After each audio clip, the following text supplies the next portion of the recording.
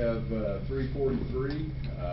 Thank you all for bearing with us, and we'll go ahead and call this work session to order. With that, Commissioner Harvey, would you move to communications? Heavenly Father, we thank you for this day. Lord, we just thank you for all the people that make the city run as efficiently as it does. Lord, and just help us make the decisions that affect our taxpayers and everyone that works for the city. We just pray that we make those decisions that affect them in a good way. And we love you. In Christ's name we pray. Amen. Place your hand over your heart. I pledge allegiance to the flag of the United States of America and to the republic for which it stands, one nation, under God, indivisible, with liberty and justice for all. All right, we'll go ahead and go into the work session here then. So,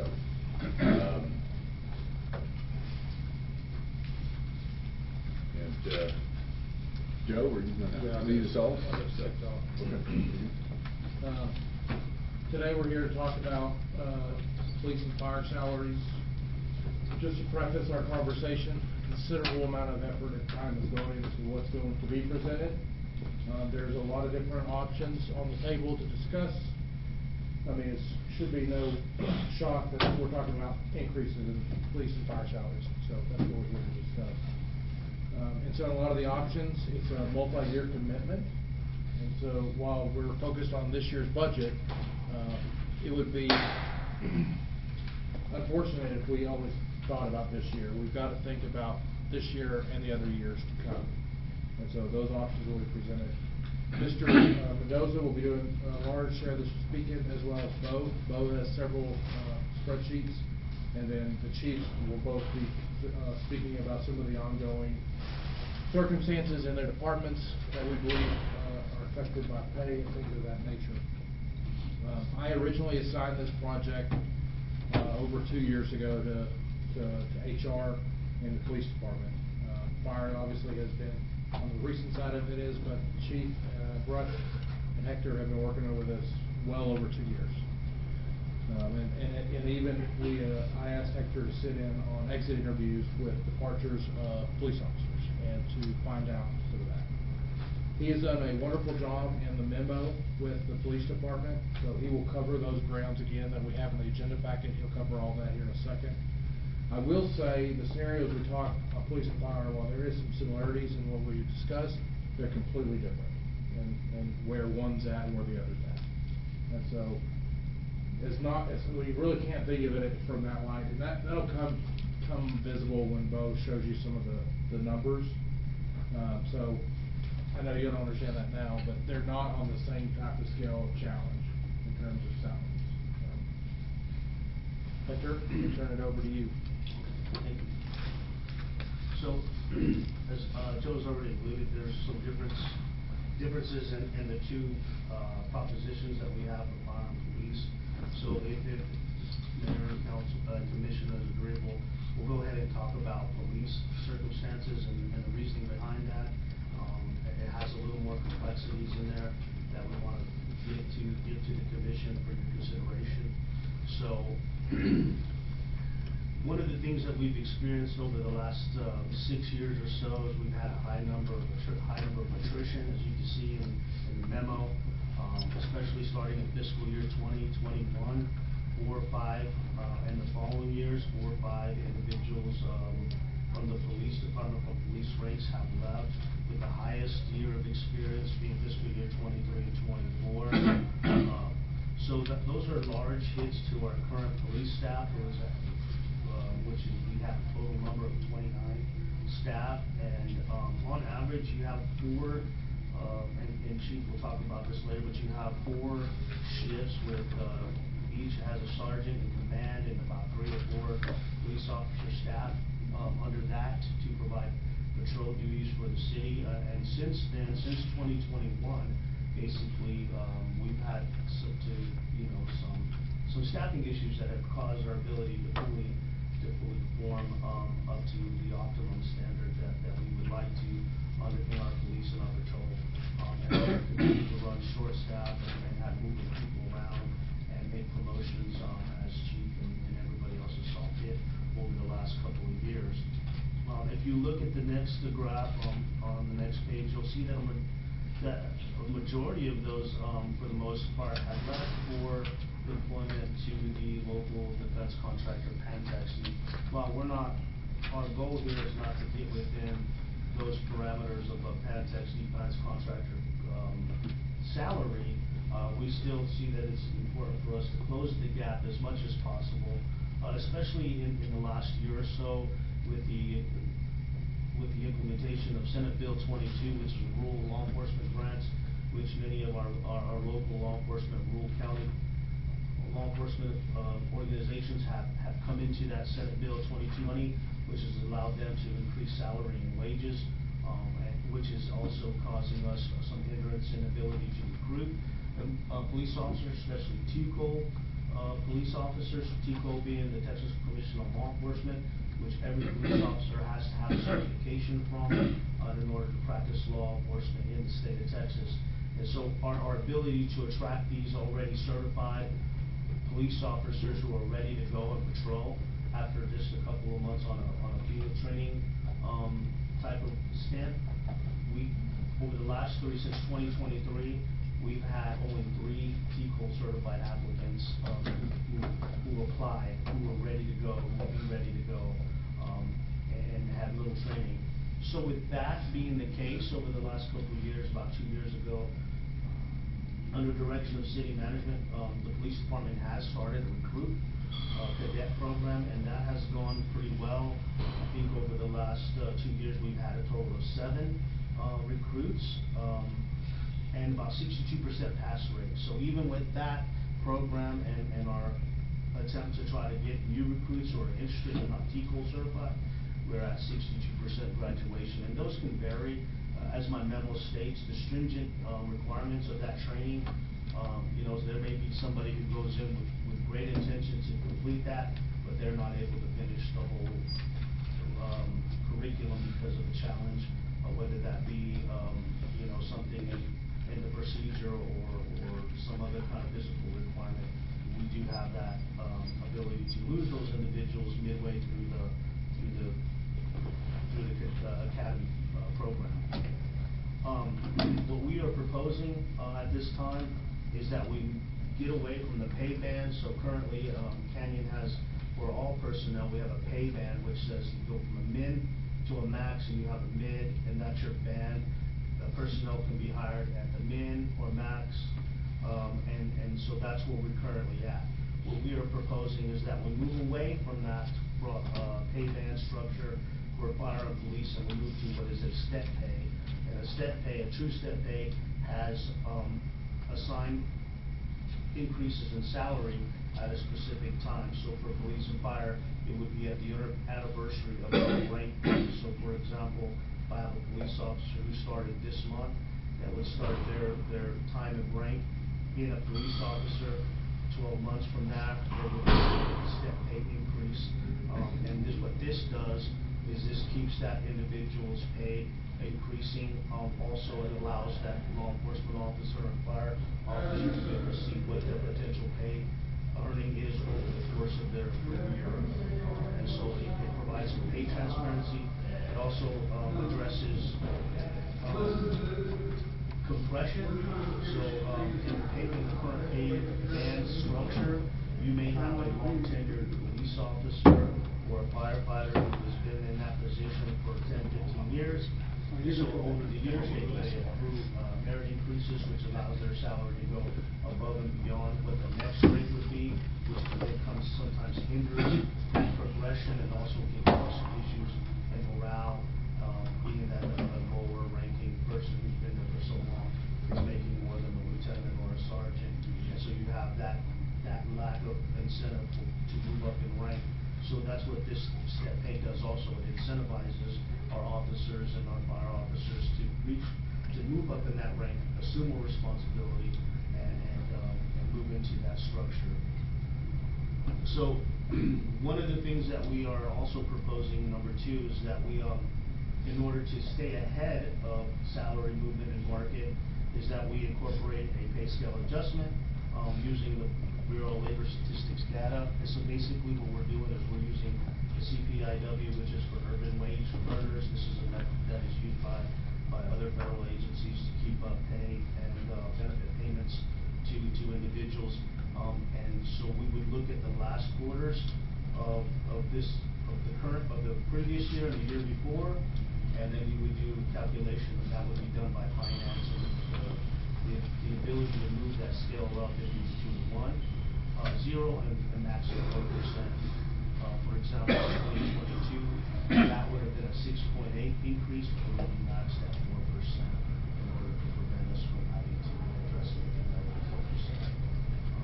Any questions so far on what I've gone over? That would occur when? That would occur so that the pay scale adjustment would occur at the beginning of every fiscal year, and that would be awarded at that time. But however, the anniversary increases would not be realized until that 1-year anniversary of grant. Any questions? So, without having any questions, one of the things that we want to do is we want to set forth a pay structure that will help us recruit, help us retain, and help us to improve motivation and morale, to move up the ranks. And also it will help us better budget and plan, as we know that these steps are going to be set at a certain amount of time.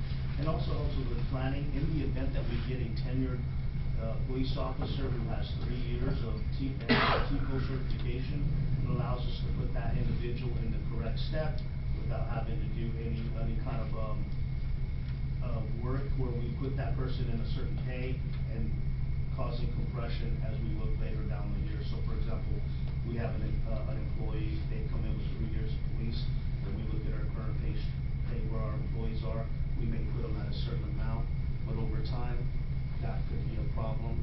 This formalizes it. This gives us a structure where we put an individual with exactly 3 years of service, and it allows us to better put that individual in a place that won't cause us compression issues down the line. Any questions on that? So without any further ado, I know that Chief Rush has some really good information on the effective pay and how it's affected our police department. So, thanks, Hector. Like Hector was talking about, we're running short, and we've been running short probably since early 2024, when we're down to about four patrol officers, which really hurts. Our shifts run 12-hour shifts. Each shift has a sergeant and 3 patrol officers. But most of the time, those shifts are running with just the 3 because of our shortages. Right, our allotted strength is 30, and right now, even though we have three field officers that are in FTO, they're not operational on their own. So, considering we have 4 openings and the 3 people in FTO, that puts us at operating at about 25% of our strength for the department, which a department our size, or any size, 25% is a pretty good chunk of your personnel. Hector had mentioned that we have a supervisor on each shift, and because of our shortages and the people we've lost some patrol supervisors. So we're using patrol supervisors that don't necessarily have a lot of experience with our department. 3 of them have considerable experience with other departments, but they're still new to Canyon. And then we have 1 supervisor who we hired fresh out of the academy, but he was forced to step up and into that supervisor role. And I say forced, I'm not saying we made him, but he took on the challenge, and he's doing a good job. But I'm just saying that normally we had a standard of you had to be here for 2 years before you could even put in for the supervisor positions, but we had to rewrite that policy because we just couldn't follow our own policy. This causes some stress on the officers and the supervisors. The officers are mostly new. especially the patrol level officers. They're new and inexperienced, and they're working for an inexperienced supervisor. So the supervisor's stressed trying to manage people who don't have a lot of experience and knowledge in how to do things, and they're at the same time they're trying to do their supervisor's job. So it's just kind of a big burden on both.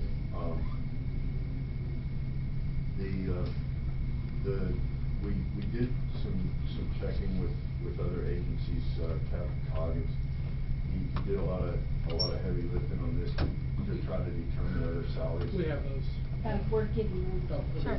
I'll hand those out as soon as we just need to. Okay, I'll come back to that. Part of this problem, or this problem has not just been in the recent years. I talked to Bobby Griffin the other day. I saw him at the police department, and he brought up, it's still a sore subject with him. He brought up about losing people to Pantex. He said he'd lose 4 people every time Pantex had a security hire, and that's been going on since he was chief, and while Dale Davis was chief, and now I'm doing the same thing. I've lost 4 each time they started a new academy. Bobby told me at one point him and Dale Davis were out working patrol because there was just nobody else to do it. A prime example of this still happening is yesterday morning, Captain Coggins had to go out on patrol. We had an officer out on a day off, and there's only 3 on a shift, so we had an officer out on a day off, which just leaves 2 people to cover the entire city of Canyon. Which most people don't know. We don't advertise that a lot, right? But that only left 2 people on patrol, and then one had to take off because of a medical issue with his wife. She was sick, so he had to go take care of that. So Coggins had to throw on a vest and go out on patrol. It's just kind of, we can only maintain that kind of thing for so long before it becomes untenable.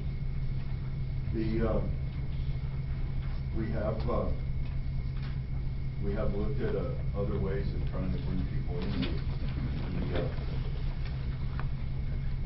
We received a recent resignation for an officer that's going to go work for an agency in Emerald, and so we looked at trying to bring in somebody from the outside with experience. But right now, we don't feel like our salaries are going to compete with anybody that we can bring in from the outside. Simply because we're just not up there enough to attract them to leave their agency to come to us. Back to the papers we just got, looking at those, you can see we're currently, we start an officer at about $48,800 a year. And you can see we're Borger, Dumas, Hereford, Pampa, Amarillo ISD, and of course Amarillo Police Department, Rankin County Sheriff's Office, and the Potter County Sheriff's Office. They're all paying quite a bit more than that. And we don't necessarily feel like they're drawing people away. We're not losing people to those agencies, but we feel like they're getting more attention when it comes to broadcasting your openings and trying to recruit people simply because they're offering more starting pay. And when you're a new police officer, what you're looking at is what you're going to make from every other Friday is all you're really concerned about. You're not concerned about long terms and all that kind of stuff. So those numbers, we feel like hurt us as far as drawing in applicants. Another point I wanted to bring out was all these agencies that I just mentioned, including Pantex and all the different law enforcement top agencies in Amarillo. A person can be a police officer and go to work for any of those agencies. And while it's great to live in the city of Canyon, and everybody wants to live in the city of Canyon, if you live here, you can leave and go work for those other agencies simply because you don't have to pack up your wife and kids, you don't have to change your kids' school, your wife doesn't have to quit her job, you don't have to sell your house. You can just drive to work wherever that is. And that's a real drawback to being this close to all those other agencies. So that's a that's a problem for us and another reason why we're trying to get the salaries up where we can draw those people in. And speaking of those salaries, at our current, the people we have now, not counting the opening, out of the 24 people that we have, or 23 people we have working right now, 12 of those people live outside the city limits of Canyon. So just a simple fact, nothing against me. Canyon housing is kind of expensive. For our officers making $48,000 a year, it's hard to go out and buy a $250,000 house to live in Canyon. We want them to live in Canyon, but the cost is sometimes prohibitive. When they start looking to buy, especially, then they often go to Amarillo because they can find something more in their price range. The other real big point that I kind of wanted to make was we've made some changes to try to improve things for our officers. The 12-hour shifts that I had mentioned, that's part of that is a work-life balance, because those officers, whereas we were on the 8-hour shifts and you had 2 set days off, that if you were a new guy, then most of the time that was in the middle of the week. And if your family's off on the weekend, then that gets to be a real burden.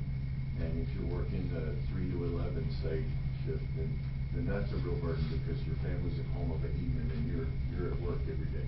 So we changed to the 12-hour shifts, and that seems to have helped with those 12-hour shifts. Everybody is off every other Friday, Saturday, Sunday, and they work. Of course, the hours they work are longer, but that's a benefit that we've tried to do.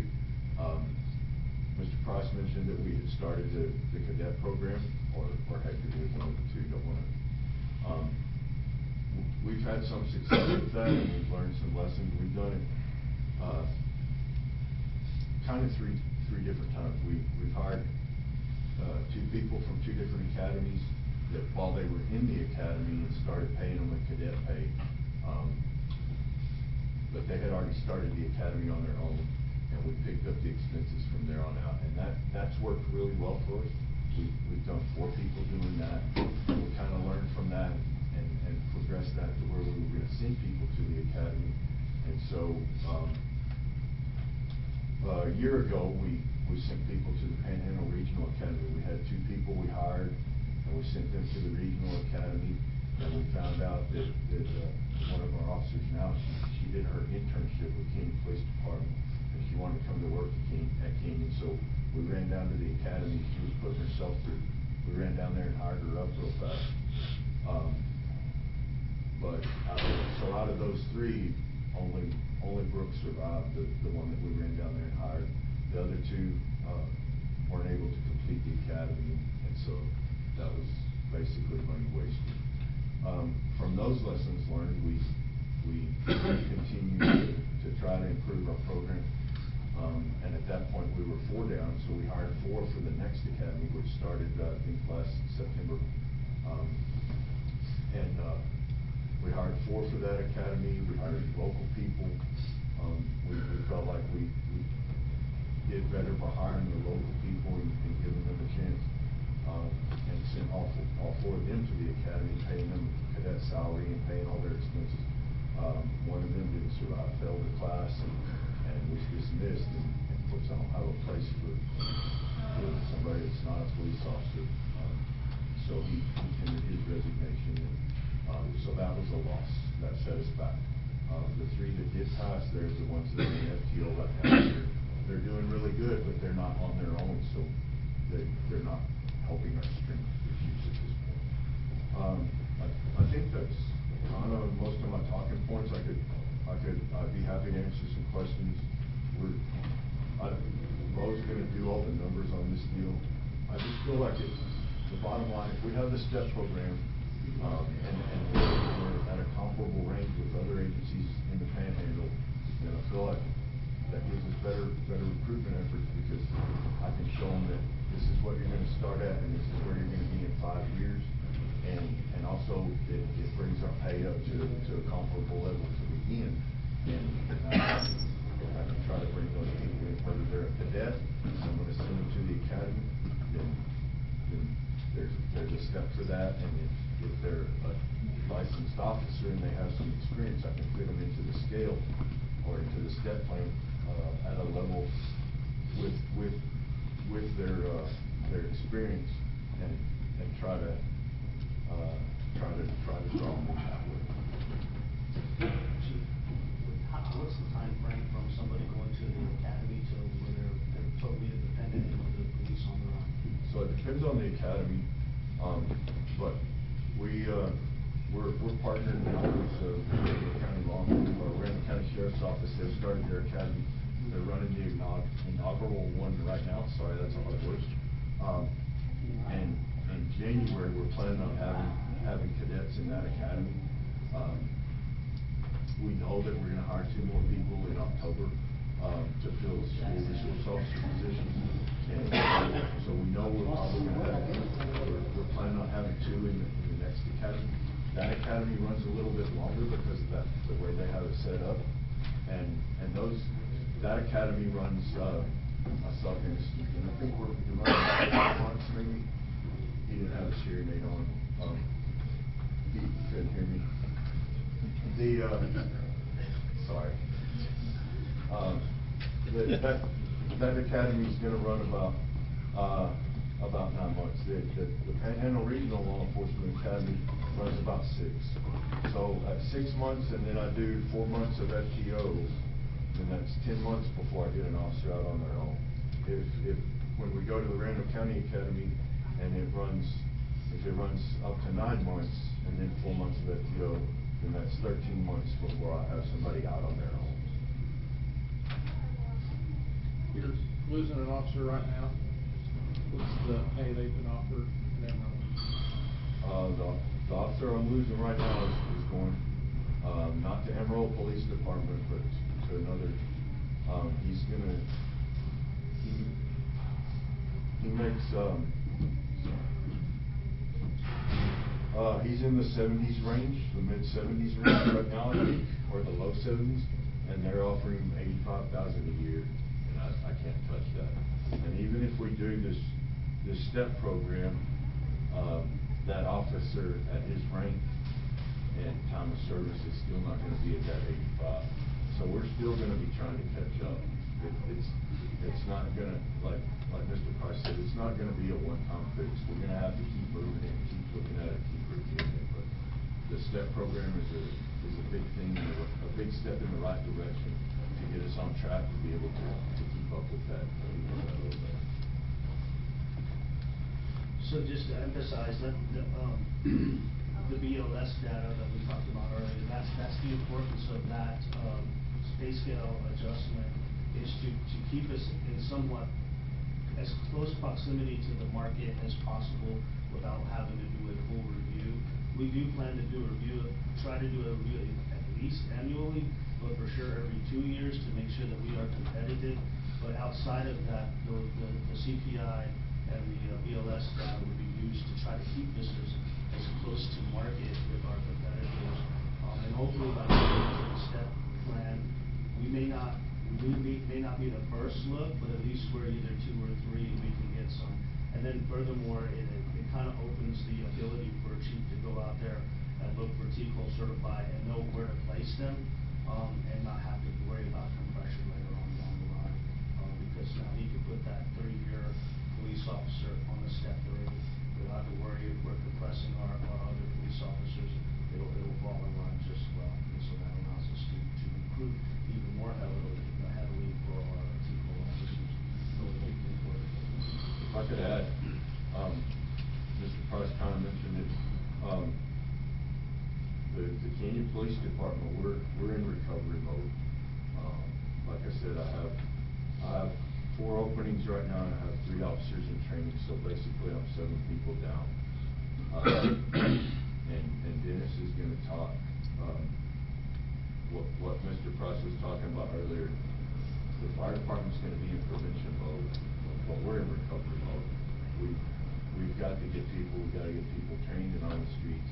It's a long process, but we have to take steps to try to improve that, to get them in the door. We gotta get them in the door before we can even start that clock ticking, whether it's 10 months or 13 months.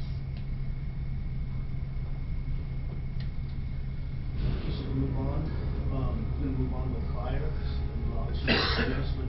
Like I said earlier, fire is a little different, whereas fire has not experienced the attrition that we have had in the police. However, it's just within the last 5 or so years that we've really pushed to expand our career fire service, with the recent additions of fire staff. And so, one of the things that we're really striving is to get this step pay plan in now, in the infancy, if you will, of our career fire staff, rather than come back 5-10 years later and be behind and have to swallow it up. So if we can get ahead of that with the step pay program and have those projected increases in that career structure, I think it would behoove the fire department to get that set now, especially with the addition of drivers. You know, in the coming year, we're gonna add driver, and we're gonna go to 24-hour scheduling, and who knows what the future adds with as our community continues to expand and the fire services expand with that as well. So without any further ado, it would work very similarly to the police. Anniversary on rank, you give the promotion is set forth in the step pay. That anniversary would be based on the rank date. Same with the salary, pay scale adjustment using the BLS data. And again, same thing, prevent compression, incentivize employees to achieve rank, provide that pay transparency, and also provide a tool to the fire staff for recruitment purposes when trying to go out and get staff. So, without any further ado, Thank you, Hector. Thank you for covering most of my talking points. I appreciate that. No, seriously, just like Chief Brush here, the step pay plan in the fire service is very widely used. When we are interviewing and hiring new firefighters here at Kenyon, we always get the question, well, you start me here, where am I going to be in 5 years? A lot of times I have to look at them and say, it all depends. With the step pay plan, it's right there, it's in print, here's where you're starting, here's where you'll be in 10 years. So that makes it a very good tool, even going out to recruit people. They can see what our pay plan is and and they can see where they're going to start and where they'll end up at whatever point in the career they decide to do. Like Hector mentioned, the need for the fire department right now to be proactive instead of reactive. I can turn all the negatives that Chief Brush just presented into why we need it. Because looking down the road, when Station 1 becomes fully staffed, that'll be 18 line firefighters, and that's including the drivers and lieutenants. And I need a staff of 18 to cover 3 shifts. There'll be 6 on each shift. Looking further down the road, the city continues to expand. If we want to concentrate and keep the best ISO rating that we can, we have to start talking about Station 2. That's 12 more firefighters, 4 on each of the 3 shifts. Total that up, that's right where Chief Brush should be right now, 30 people. So just to avoid that compression down the road and the issues that the police department is having right now, we put this in place now, and we avoid all that down the road. I think that's pretty much it. All right, those worked really hard to provide some financial statements. There's some new documents up in front of you that we're just going to use. So. All right, the first thing I'm going to start with is looking at police, and we're looking at the police department's current pay scale. Point out a few items that Hector already mentioned. Another one, just kind of hypothetical. You see that for a police officer, their max pay right now is at $71,863. Hypothetically, looking at where our police lieutenants are right now, we could have a police officer being paid more than lieutenant. This is an example of the compression problem that we are having with the officers with the current pay. So, police officer max 71, police lieutenant minimum is 69. What I have in these last 2 columns here are comparison to Amarillo Police Department. their minimum pay for this position and their max pay. For an officer, our current minimum pay is 70% of Amarillo's. Our max pay is 80% of Amarillo's. And continuing down there, corporal minimum 56%, max 79, sergeant 59, max 83, lieutenant 62, max 87, and captain right now 65 for the minimum and 91 for the max. So you can kind of see how we compare to Amarillo Police Department there with our current salaries. And we have no staff in the police department that are at max. Correct.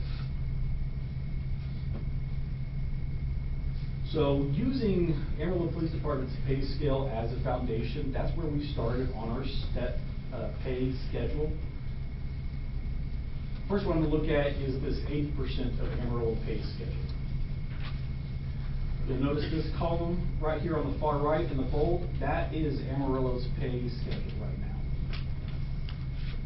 So for year one, what I did was I took 76% of this 70-46 to come up with 53,235. So our entry-level police officer in year one would be 76% of what Amarillo's entry pay would be for Amarillo police officer. The goal is to get up to 80%. In order to do that in 1 year, it would have cost us over $300,000. That was way too large of a step for us to do in 1 year. So we took small steps. You can see here in year one for police officers at 76, then 77, then in year three, we're at 80% of Amarillo, and that 80% then continues on forward. Now to apply Hector's CPI adjustment, or as I like to call the market competitive adjustment, what I did is I took, using the same number, the 76,046 of Amarillo for an entry police officer. For year two, I multiplied that by this year two 2.6%. Then I applied that number to the 77% of that, which gave me 55,338. That formula continued on through all 10 years here that we show. So that's how I came up with these percentages. Amarillo's pay scale is just 1 year. They do not have an adjustment for any years after that. We are adding the CPI adjustment to stay competitive so that whenever they do make a change, it's not so large of a leap for us to catch up to where they are with the change. Now we're looking at the different steps. Let's say we bring on a police officer in year one at this entry level of 53,235. Then October 1st of year two, yes. Please zoom in a little bit. Thank you. Following right here, starting here at year one at entry level, 53,235. October 1st of year two, they would receive that 2.6% CPI adjustment. So they move to the right here at 55,338. Then on their anniversary date of when they were promoted, maybe they were a cadet before, they got promoted to a police officer. On their anniversary of that date, they would then progress to the next step. So that they would then move to 58,658. As the year progresses, they would move diagonally down, using this example, down the blue line. So by year 6, they would be making 80,184. Does that make sense? Yes. At that point, there are no more steps for police officers at step 5. They would cap. So in year 7, they would only receive that 2% we now have for CPI, and their pay for the next year would be 81,787, and then they would continue to the right for all following years. Was that CPI rolls at 2%, or will that be changed? That changes based off of the market from the Department of Labor Statistics. Right. Yes. So these 2% numbers will change every year? That is correct. You just use it. Yes.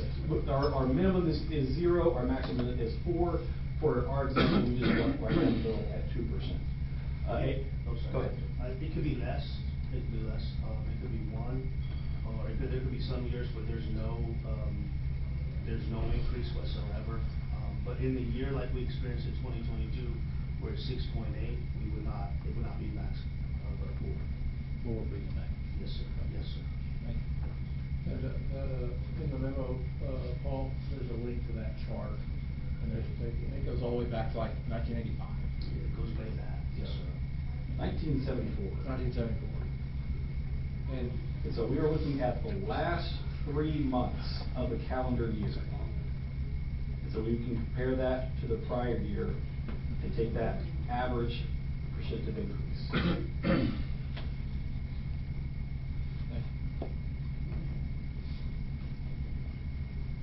Anybody have any questions, just how we progress through the steps on this sort of? So in a year, they could jump twice? That is correct. Beginning of the fiscal year with the CPI adjustment, and then on their anniversary date, they go down a step.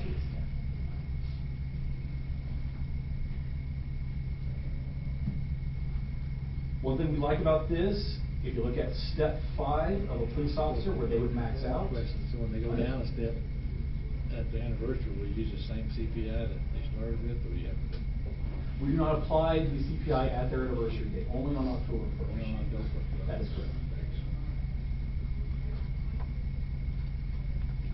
And is this set, so say the city gives a 3% cost of living, doesn't affect this at all? This is just their schedule and they don't get included in the cost of living? That would be correct. That's a good question. This is a totally separate pay plan from the non-uniform side.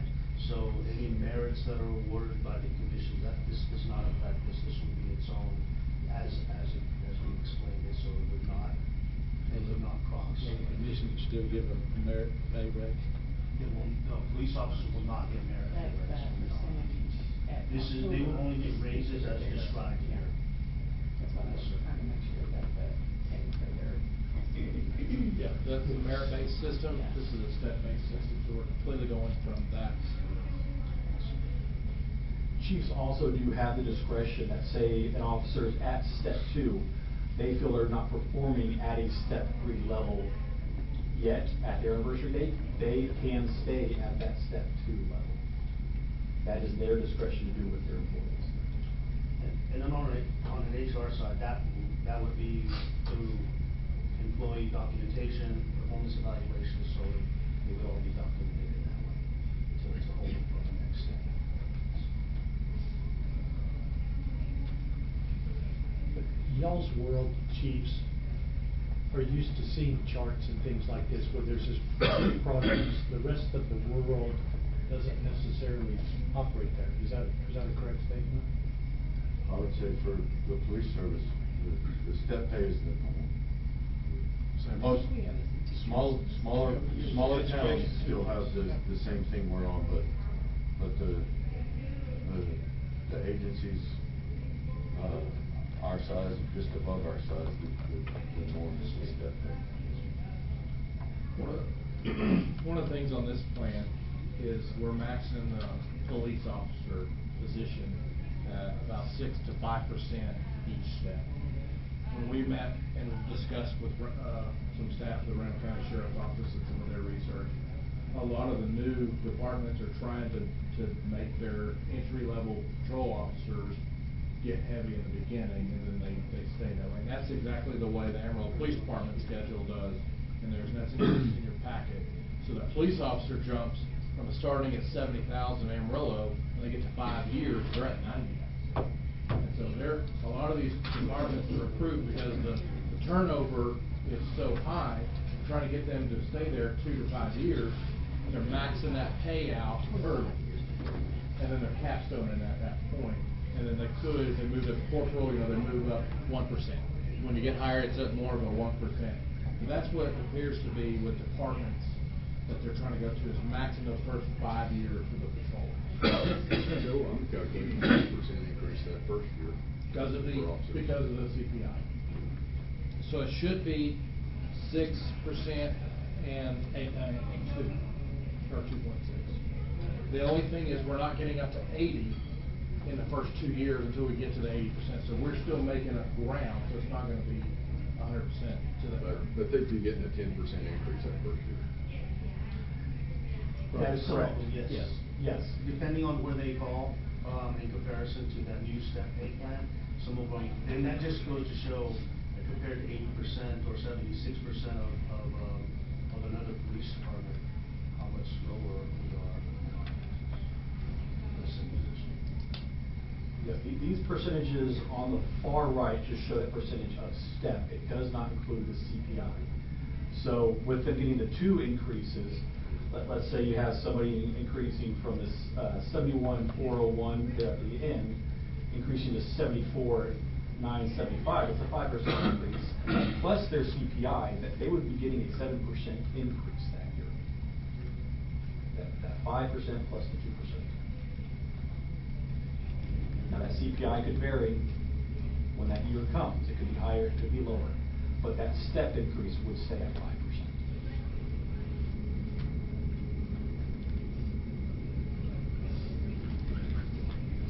That's what some of the research has shown us.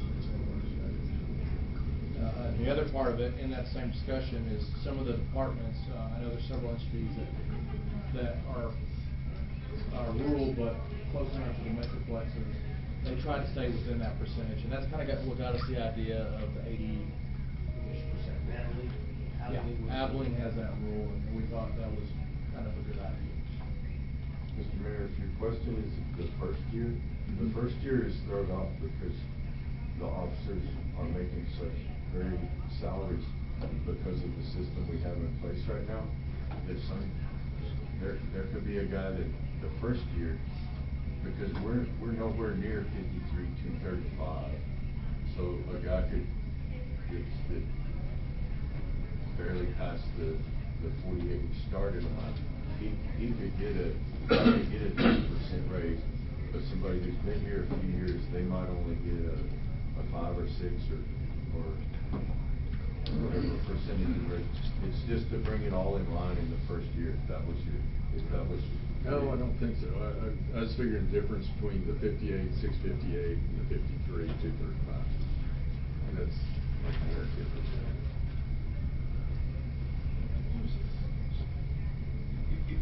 And it looks like to me then, like that last year, between the 80 and the 74, that goes down 7% difference. And I'm just asking, looks like there's a bigger jump that first year between the steps. I'm using math there, so you can check my formula, but it follows the same. From entry to step 1, 6%, and then 5, 5, 5, 5. He's looking at it when you ran over a section. Oh, go diagonal that way, yes. That is correct.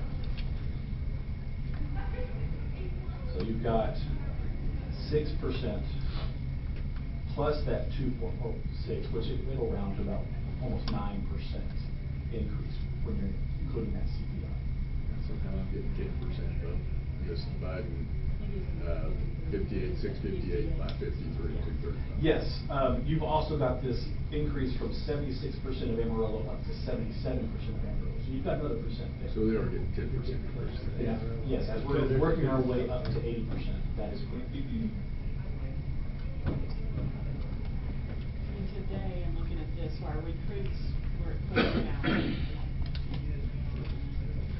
And is that paying out until they're on their own releases? No, ma'am, but when they complete the academy, and are licensed, then we bump them up to the police officer, and then they get, and while they're on MTO, well, actually 6 months, then they get another 5% on top of the 48. So, once after that first 6 months, where do they start the entry? Is that when they first get licensed, or is that after 6 months? On the new? Yeah, on the new one, deal? yeah.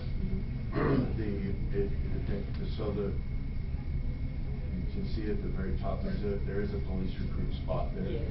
So, once they graduated the academy, then they would go to the first entry at 53,235. But if they were TCO licensed and had a couple of years experience, then I might put them in at a step 1 or a step two, just to go ahead and boost that and get on the right track. Will you briefly go over the mixed percentage and the last one, and that we got a call? Correct.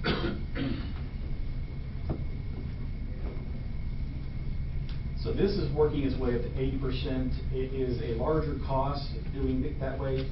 We also looked at working our way up to 75% of Amarillo. Little cost savings there, but we do have some employees already making more than 75% of Amarillo, so there would have to be some adjustments there. So we began looking at a mix. I'm going to go to that schedule here, and at the top it says mixed percentage of Amarillo pay schedule.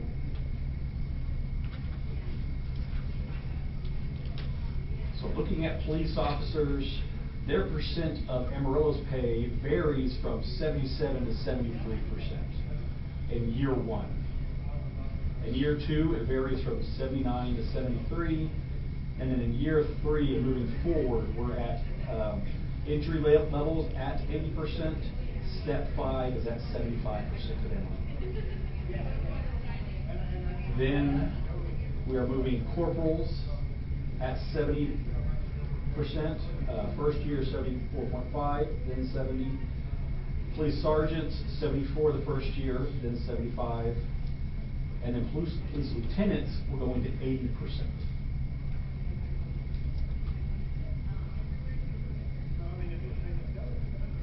This is, I know we don't have enough time to go over all this. This has probably been the one that we like the most out of all of it. It seems to work, and it's not as hard to do. No matter what we've done, everything is at least 3 to 4 years of it. Because the dollar amount to try to move salaries up is just, it's too large to run in terms of the tax. In our, so we're trying to be very careful on that. In addition, it compresses the rest of the general fund budget on top of it. You're gonna stay with merit pay for 3 to 4 years? No, if we, it would take 3 to 4 years to work out this. If we did it. Meantime, what we do, merit pay? Yeah, if we don't change, it'll stay merit pay. Yes. No, they. But worked in is a scaled down version of a step pay. It'd still be a step pay schedule, but we wouldn't be quite to the percent of Amarillo that we want to finish at until 30 You're years. a smaller step. Correct. Yes, it would, yeah. Yes. Sorry. I didn't answer the question. No, I probably didn't ask you very good. This won't be the last of our discussions on this. We wanted to get this in front of you, to take a look at. Fire's in the same boat. They're a little better, it'll be a little easier to implement there. Well, there's our real quick. Fire, yes. Also doing a mixed schedule for fire. At this time, yeah, we think it fits better. Fire is the packet with the red headings, and lower the page that has the heading of mixed percent of Amarillo's pay schedule. Firefighters actually have 10 steps as opposed to the police department has an entry and then 5 steps following that. So what we did to mix the fire departments is that step 1 is at 85% of Amarillo's pay. That is very similar to where we currently are paying our firefighters is 85% of Amarillo. So still keeping that range, and then we changed the steps to just 5% for those first 4 years, and then 0.5% on the steps after that. So on the following steps, after step 1, we're no longer comparing to Amarillo. We're now having a set percentage off of that first step.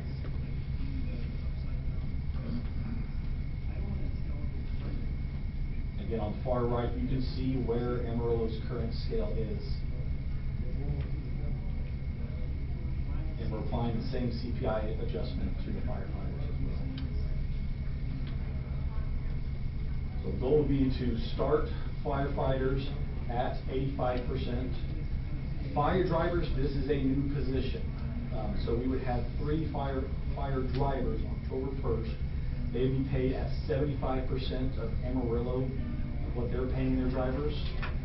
Lieutenants would start at 72, work their way up to 75. Fire captain would start at 65% of their level and work their way up to 75%. So officers are working their way up to 75%. The actual firefighters are starting at 85% and then progressing on the steps on a set percentage. Slightly different than the police. But we were much closer to our target on this pay scale than we were on the other one. For our firefighters, yes. That's why it was totally different. And very similar strategy with the firefighters, where a larger percentage increase for new hires, 5% for those first 5 years, and then after that down to 0.5%, and then once we go to pretty promotions after that, it's a 1% year to year.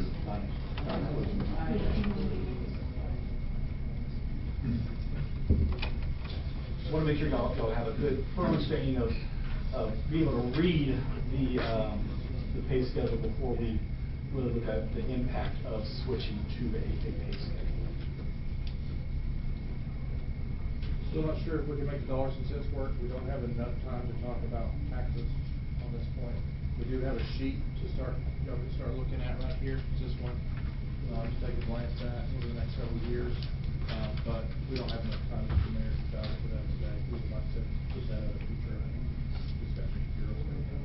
That's fine. I told Joe earlier, you know, some of this and what we're seeing, I don't see a choice, but personally, but to go down some of this road. But if we decide that, we also got to figure out how to pay for it. And so, you know, what can you live with on taxes? But then, you know, some of it may be other hard decisions. You know, not hiring a new position here or there.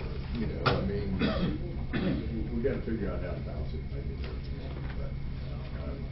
I think that will I think we've got to go down the road to do that. I think we'll be able to dive into that a little bit more since the next time. That's why we try to start, I mean, it's April 1st. That's why we try to start this out early. So we'll go ahead and have that discussion again. If you're acceptable to have another work session at our April 15th. Work for everybody else.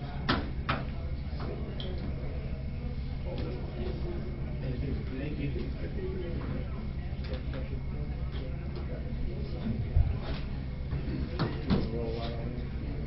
You know what, let's do hold it to a 5-minute break, so. I'm gonna have to let Chuck Sweet go. You won't be able to get the report on the fire chief on the weather race. Okay. So I'm gonna let you go. We've got a 6 o'clock flight. Is that okay? Yeah. I'll deliver his report. Let's reconvene 4:45. Yeah. I was trying to play. Are y'all here for 15th? Are you here for fire? If it's 5:15, be sure it's in that. Thank you. And then if you have any questions, okay, thank you so much. Yes, and here's the name of the speaker.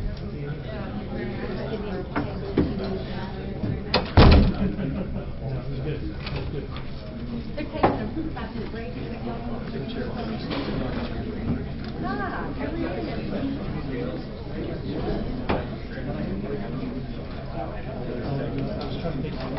I saw that red and I thought we could turn it on, but it wasn't working. That's what I was shocked. Oh my God. Trouble now. Yeah, here's the Yeah, I was gonna watch it down.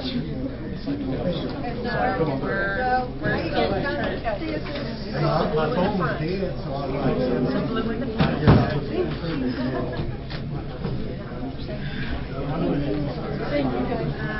I don't know. Yeah, we will not have to move that far. I'll put rooms here at the same time. Yeah, and it's not letting me. Yeah, I'm trying to get it fixed. Impressed though, because I didn't realize they had a sort of debate tonight. We never have. Oh, we're getting ready. I'm not. Everybody had a parent. I don't know what the time We is. haven't planned. I don't even know New the time start of year circuit. before you know. Because it wasn't updated. Before you know. Because it wasn't updated. But then we updated something, but it's not, I'm not sure. All I know they talked about was a picture of. I've never seen it. And I said, I did go on the post and I was like, yeah, every pioneer, handling the heavy news. I told Herrick, I said, I've got no horse now. If people want to see potholes, I can drive all around Amarillo. There's plenty of potholes. I found it. That's right, we gotta finish this. Because you have So you're good on what they just that, called. because you have, it's through email address, not a profile, how it restricts everyone. That way. You'll have other sections on that? Because now, because of the personal side aspect of it, like the profile access is what's. All the time. All this is most of them, they're right, they talk about it. Good for tomorrow?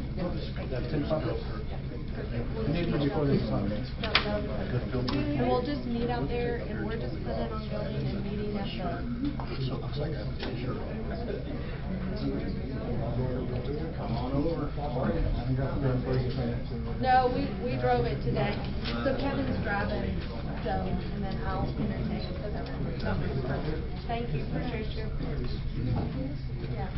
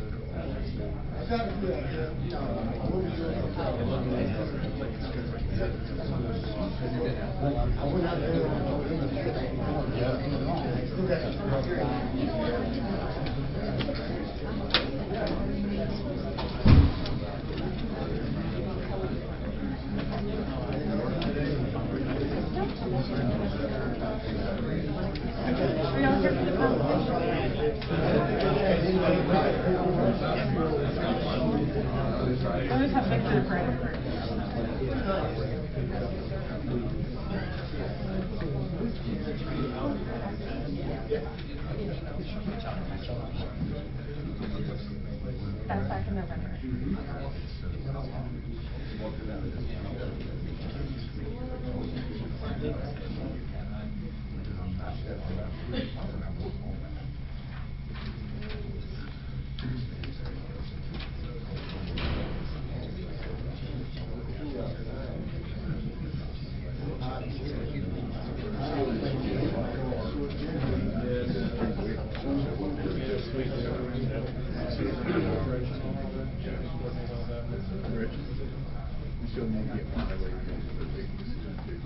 Valley Heart honor.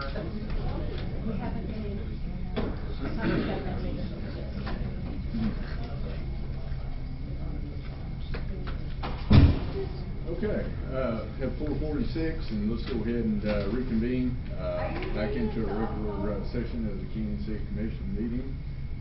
And with that, I think that takes us to item number 5, approval of the minutes of the meeting of March 18th, 2025.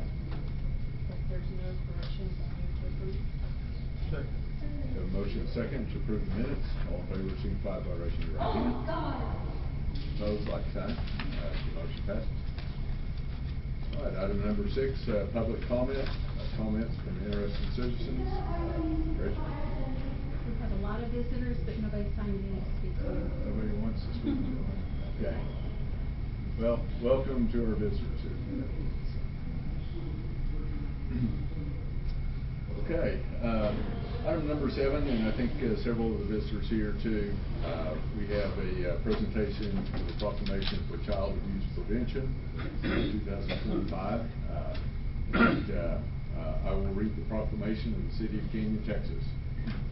Whereas the citizens of Canyon recognize the crucial need for efforts by both individuals and groups to promote awareness of the plight of abused children, to work towards prevention of violence against children, and provide services and treatment to these small victims of their families. And whereas Amarillo Area Court-appointed special advocates, ACASA, the Bridge Children's Advocacy Center, Family Support Services, and PFPS advocate for children of abuse and neglect. And whereas Randall County confirmed 191 children suffered from some form of abuse or neglect in 2024. And whereas our society has a responsibility to protect our children and help them thrive in a safe environment, as every child is entitled to be loved, cared for, feel secure, and to be free from all types of abuse and neglect. Whereas effective child abuse prevention and intervention programs succeed because of partnerships among a variety of entities, including but not limited to schools, religious organizations, law enforcement agencies, CASA, Child Protective Services, the Bridge, and Family Support Services, prosecution agencies, medical professionals, mental health professionals, victim advocates, and other community-based nonprofit organizations. Now therefore, we, the Mayor and Commissioners of the City of Canyon, Texas, do hereby proclaim the month of April 2025 as Canyon Child Abuse Prevention and Awareness Month, and in doing so, urge all citizens and institutions, both public and private, to support the Bridge Children's Advocacy Center, Amarillo Area CASA, DFPF, as well as other partner agencies in their efforts to increase awareness of and services for abused and neglected children in our community. And signed by myself and the City Commission. So, thank you all for being here today. Is there anybody that would like to make a comment here?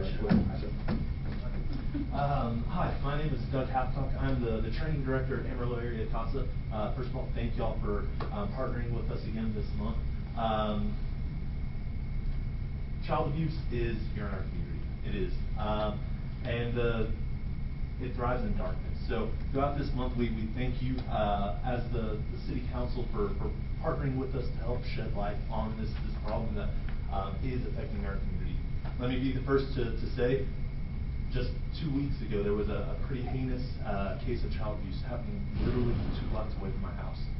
I had no idea about it until the news articles and things like that came along. So it is happening, but the best way that we as a community can help is to work with different agencies, whether that's CASA, whether that's PFPS, the Bridge. I saw Fighters Against Child Abuse here. They always dress cooler than I do. Partner with us, whether that's with your time, your energy, even your social media status and things like that. Help us to shed light on this, and together as a community, we can provide a better future for all of our children. So again, thank you to the mayor, thank you to the City Council for partnering us with us again this month. And yeah, I don't know how to end that. And we do have a proclamation that I don't know who wants to take this. Do y'all want to get a picture? Please. Everybody that's here for CASA. And for the minutes, I'm going to set a sign-in sheet at the table out in the hall. So if you're here for this, would you please sign and where you're from and what your position is? Yeah. DFPS, and you want to wear them blue. Come on.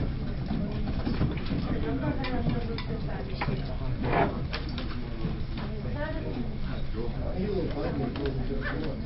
know, that would be really cute. It's not always light.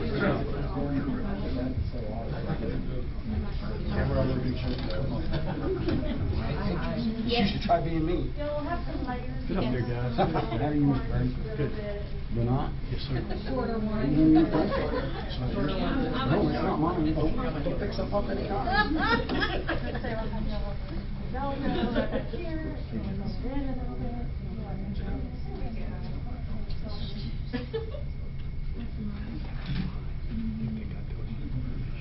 Everybody look at me. 1, 2. All right. I will post this on the city's Facebook, and y'all can all pull it from there. Okay. Thanks, y'all. Make sure to give our credit to your copyrights. Thank you all. Thank you for coming. Thank you. Thank you. Thank you for coming. Thank you. Thank you, guys. Yeah, thank you for coming. Thank you. Yes, thanks for taking care of us.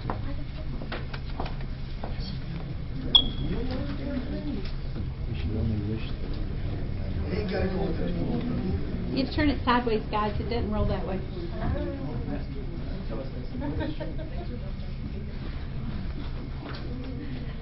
It's always my favorite thing to do.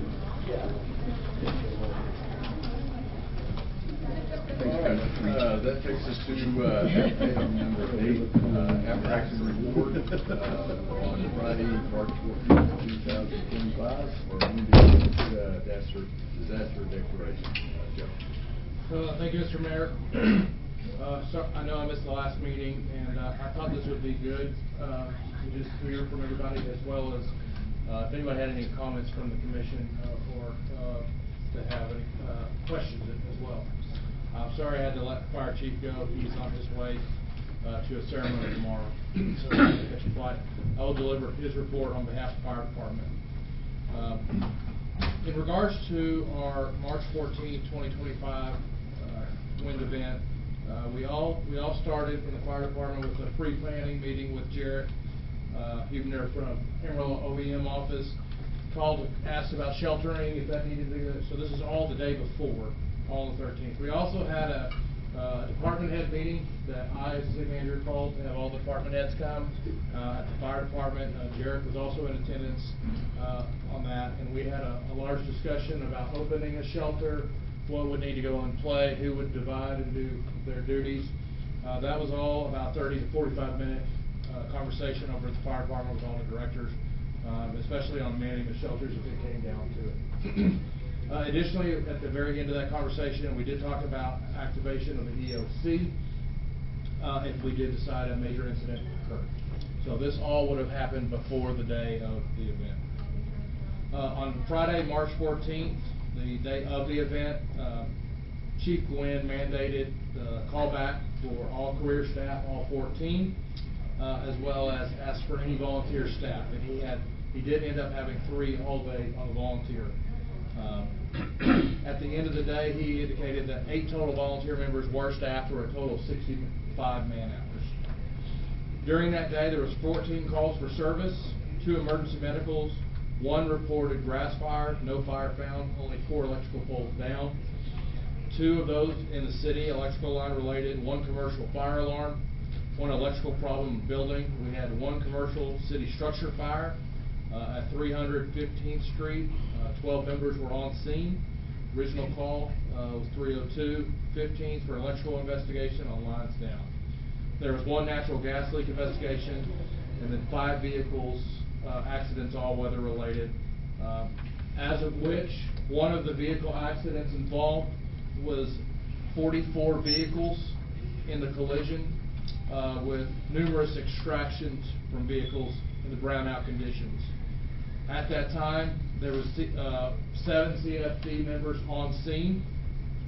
CFD extricated patients from 9 vehicles that required hydraulic rescue tools. Happy assisted Canyon Fire Department.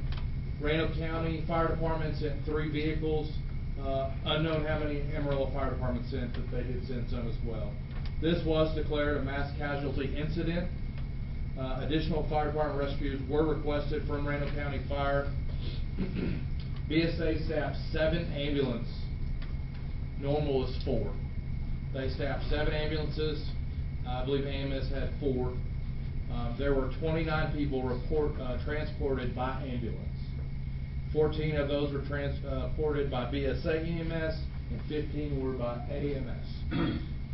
Thankfully, there were no fatalities in the 44 vehicle collision. There are 2 very critical, still recovering at the hospital. Our CFD crew was on scene for approximately 6 hours. CFD operated nearly an hour and a half until mutual aid arrived. So just so everybody knows, in that time, as I mentioned, we had 14 or so on career staff. We had to send some of them back to town to cover all the other calls that I mentioned. So we had to have several of those leave the scene of the accident to go back to town. On Saturday the 15th, the next day, to clean up, crews worked all day, 12-hour shifts, 7 career staff and 5 volunteers to continue cleanup efforts. At this time of the event of the collision, Chief Brush, myself, City Manager, and Chief Quinn all discussed about activating the OC. At approximately 10 a.m., we decided to activate the Emergency Operations Center. That Emergency Operations Center was held in the muster room at the New Canyon Police Department building. At that time, we were maintaining ongoing Excel power outages, planned and unplanned for our community. And we also monitoring the Kim Road water supply. Mr. Enriquez was on scene with me on that, as well as monitoring the mass casualty trafficking. As Chief Quinn mentioned, he was initially monitoring the mass casualty event. Then a structure fire occurred while we were there. He left the EOC at that point, returned upon the structure fire until the incident was stabilized with the crews at the mass event. Mutual aid resources were released from the mass casualty event, and then after that time, it was probably 2:30 to 3 o'clock, maybe 3:30 in the afternoon, we decided to deactivate the Emergency Operations Center. CFD remained staffed until 8:30 that night with no further weather-related expenses. So that's the report from the Canyon Fire Department. I will turn it over to Police Chief Steve Brush for his verbal report. Sorry, I hope I didn't steal any of your time. Thank you. Most everything you said, I could go with digital. So, thanks for hearing me. Our after action report, to give credit, was written by Lieutenant Cody McCarroll and Lieutenant Luke Stout. They were kind of running the EOC, doing all the heavy lifting there. So credit to those guys for doing a great job and then following up with a great report. Dennis and I, the fire chief and I, had talked that morning, Friday morning, final preparations for what would happen, knowing that either one of us might have to get out in the incident because of people. So Dennis knew he would probably have to be in and out, although he was the overall incident commander for the city. It was going to be his deal. But we set up at the police department just because convenience, because he would be in and out. So the wreck at Hungate or Cemetery started about 9:27, I think was the original call. And that, I think you said, how many vehicles? 44. We counted 40 vehicles, but 48 units. A unit is a vehicle and a trailer. So, but it was real hard to reach a final determination on the actual number because some had minor damage and drove away. We were consistent with the 29 patients being transported. When that crash happened, we weren't sure at the time that it was a large crash. We just thought it was a regular crash. So there was a little confusion there. The Canyon Police Department during the time of the incident, and we started setting up shortly after the Hungate crash. So about 10 o'clock, like Mr. Price said, we activated our command post there in the police department and started getting set up. Thanks and kudos to everybody that came. City manager's office came, Joe and John. Chris Enriquez for Public Works was there. Lucas was there from Planning and Development. Lucas was working with one of our detectives. They were doing a lot of the power outage monitoring. Not to get into anybody's business, or Chris was working on the water supply and all the cleanup. We had a few trees down and that kind of thing. So everybody was pitching in. OEM sent Jarek down, which was really a blessing because we were kind of afraid that we'd be abandoned by Amarillo. So it was nice that they sent a representative down, and not just a representative, but their deputy chief, or whatever they call him. So that was really a good thing. The Canyon Police Department had 13 calls for service during the windstorm for different, various lines down. We had a couple crashes. Of course, we responded to the structure fire, and we responded units out to the crash scene 2 different times, actually. At first, we had units going out there to help with the crash, and then we had a couple of guys that stayed out there for an extended period of time helping with the casualties. One of our officers is a paramedic, and so he was helping do more medical stuff than police stuff, but that was very much needed from what I understand at the scene of the crash. Later that afternoon, we received word that there were people still at the crash scene that were doing nothing but standing beside the road or staying in their cars. And so Amarillo was gonna send buses that were gonna take about an hour and a half. And we kind of gathered and thought about it, and decided we could be there in a short time. So we developed a caravan of police officers and police cars and a mayor and the mayor's pickup to go out to the crash site.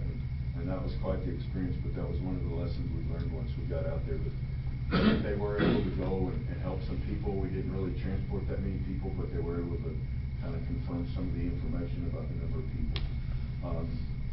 During all of this, the medical electricity stations at the library and the Cole Community Center were opened up, so we put officers in both of those places to be there for security and just an extra body in case things were needed. We had met and prepared, as Mr. Price talked about. Once I met with the city department heads, and we went back and had a command staff meeting at my office, as Dennis did at his place, and I'm sure everybody else did at their own shop, to kind of plan for it. It was hard to plan for, but we were kind of a bunch of what if this happens, we'll do this, and we were quite surprised. So really the main things we kind of came out of our after action report was that we, and this was on me, I felt like I could have prepared better and prepared our staff a little better. Fortunately, we hit a really lucky day. Captain Coggins was going to teach recertification on OC spray, pepper spray that we use. And we debated canceling the class, but we decided to go ahead and have the class. Just about the time we were getting the command post up and running, Captain Coggins was getting the class finished, and he had sent a message to everybody to bring your uniform to class just in case. So we had people on hand, and it worked out pretty well. Normally we would have to call those people in, which we would have done, but we had several people that stayed and helped, and everybody wants to in a disaster, right? Everybody wants to stay and pitch in. We had to get the nighttime guys to go out and sleep and keep things running, but really shout out to all the patrol people and the detectives and everybody who, even the SROs were out with spring break, so they were working. So just a shout out to all those guys for all the great things they did. The takeaways we had were just, as always, communication could have been somewhat better. And that's on our end, that's not on anybody else's. We were having to use portable radios to monitor different channels, and monitoring different channels that are all talking at once, and other channels coming online that we weren't aware of. It's just a little thing we can improve on, a little tweak we can make the next time the wind blows 82 miles per hour. And then we weren't as prepared equipment-wise, and we didn't know to prepare, but we're ready now. Safety glasses that don't have sides, they don't work. So we had some issues with that. We had a bunch of old COVID supplies that we issued for masks, but we didn't think of those things. We didn't realize how bad the dirt would be. So just a couple of equipment issues, and of course communication. We did use the VOCHI. I know y'all all have access to the VOCHI, the virtual command post, and we felt like that was hugely successful. Being able to share information between all the different people. We could have built a bigger command post, and that might be another thing we look at depending upon the next incident. But, just a shout out again to Lieutenant McCarroll and Lieutenant Stout. They kept track of everything. They were the ones monitoring all the radios and writing on all the blackboards and doing all that kind of stuff. And then I made them top a report so I could come and talk to y'all. So, just a shout out again to them. Questions, something from Todd? Thank you. Chris, you and Eric and you and Brendan wanna speak? I'll get started and let the manager. Start maybe on the Monday, I assume? So Monday, March 10th, Xcel notified city staff that they were monitoring potential for severe weather in the area for Friday, May 14th. And that they would likely be operating under the enhanced public safety settings, which is their EPSS. That, I think, is what we refer to as the one-shot program. Essentially, once a line goes down, instead of trying to re-engage that circuit, they don't allow that until they visually inspect it under these settings. So anything that goes down, they won't even try to re-engage that until they visually see that everything's okay to do that. I think that's where some of their issues have stemmed from in the past. They also indicated that they would likely initiate the public safety power shutoffs, the PSPS system, and they notified us that that could likely affect some of our critical infrastructure north of town, Kent Road. As y'all know, we get probably about 2/3 of our water supply from that direction. So that was a big concern for us. At 2 p.m. on Monday, we had a meeting with Joe, city staff, to discuss the potential for those outages and what we could do to mitigate that, try to prepare for that. We threw around the possibility of getting a generator at our Kimbrough pump station. We weren't really wired for that, weren't really set up to do that. Obviously, we do have a hazard mitigation grant that will provide generators at some of these critical locations, but we don't have that infrastructure yet. So at the end of that day, we decided to pull the trigger on that. Eric started procuring, obtaining the equipment that we needed, getting the electricians on the phone, getting them to start looking at stuff for us, figure out what all they could do to get that set up. Tuesday, March 11th at 9 a.m., we met with fire department to notify them of the potential outages and how that could affect their ability to get water for fighting fires throughout the community. Let's see. I'm gonna go ahead and turn it over to Eric. I'll let him kind of talk about some of the preparation work that took place that week as far as the generators.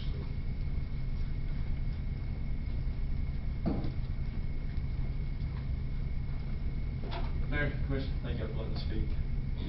Like you said, Monday's kind of started the event of the decision of fighting off this huge task of trying to find a generator to run that pump station. After the decision was made, we went back, started calling electricians to see if the equipment was even available. We reached out to multiple distributors for the generator, Cat Rental Power, Cincinnati, where we landed at. They were able to source that large generator for us. Luckily, it wasn't Amarillo. Normally, it spends its time Midland, Oilfield area. Typically, only wants to use a 500 kVA generator. We called them. We got pricing, all that set up. We called the electrician. He was able to find a critical piece to disconnect to separate Xcel from the generator. So when the generator come online, we don't hit Xcel with our power. It was overnighted from the other side of the country. It did here, but it was here. Tuesday, all the parts started showing up. Big generator showed up. Our electrician showed up. They started planning and prepping to get the pump station ready for the generator and power. The other critical piece, the transfer switch for the generators, was in Grand Prairie, Texas. Cat Power supplied everything for all the rental power that we had for the generators. Guy up there named Casey, shout out to him. He worked his tail off. We worked after hours. Most of these calls were before 7 in the morning and some into 10 in the evening to find all this equipment and cables to make it possible in such a short amount of time.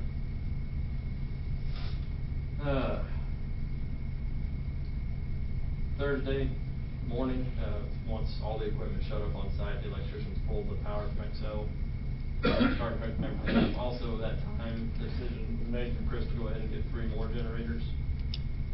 for some wells out at Rockwell, which is on that north Kim Road station, because the city can survive on that northern pressure plane, if we did lose power everywhere else. So the water to supply the north was the most critical piece. Reached Valencian out to Cat. He first told us by 10 in the morning there were no more generators. Everybody else started doing the same thing we did. Power's going out, generators were up to grab. He found 3 brand new ones that weren't even in service yet in Dalhart, and started getting them shipped to us, to put on 3 wells out at Rockwell. They showed up around 3 or 4 in the morning, or 3 or 4 in the afternoon. By about Thursday evening, about 9 o'clock at night, all generators and power were hooked up to be able to function for Friday.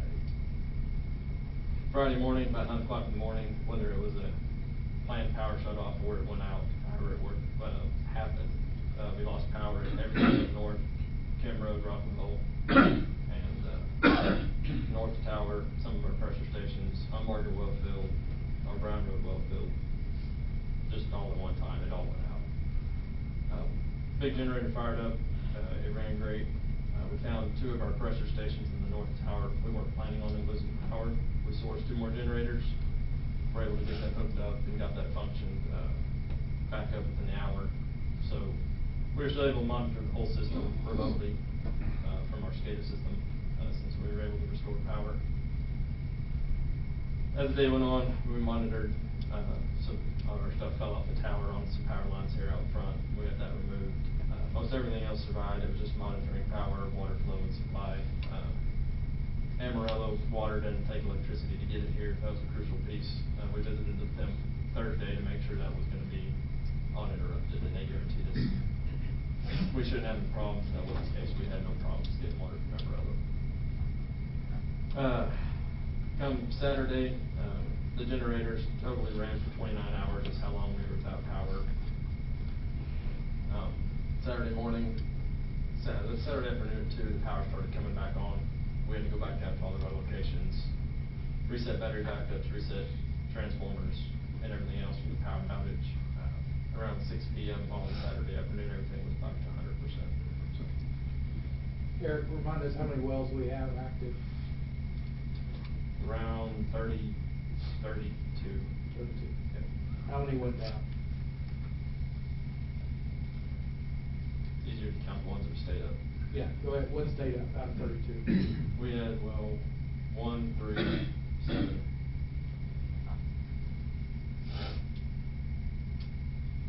That was it. We had 3 wells up. Yeah. Everything else was down. So. Thank you. Before I get Brendan up here, we got to give major kudos to Eric and his staff. They spent many, many hours that week just getting us ready for that. And we didn't have issues when we needed water, so that major kudos to him. Also, XL has been a great partner for us. They give us plenty of notice when things like this are coming up. They did their best to get us back up and running as quickly as they could. We were told to prepare for the long haul, and they asked back up the next day, so gotta say thank you to them as well. I'll let Brendan come up and talk about a few of the things that they did the day of the event to try to get the debris cleaned up and whatnot too. So.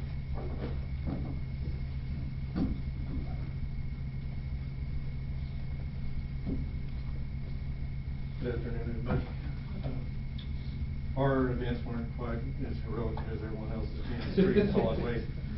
But we did try to be proactive and let residents know the day before the storm about their polycarts that they had out at Hunsley Hills and the areas that we collect those, to let them know that you might want to put them up to kind of prevent loss and damage to those. And as it turned out, there was several people that did not put them up, and we still had to do several repairs and redeliveries and such.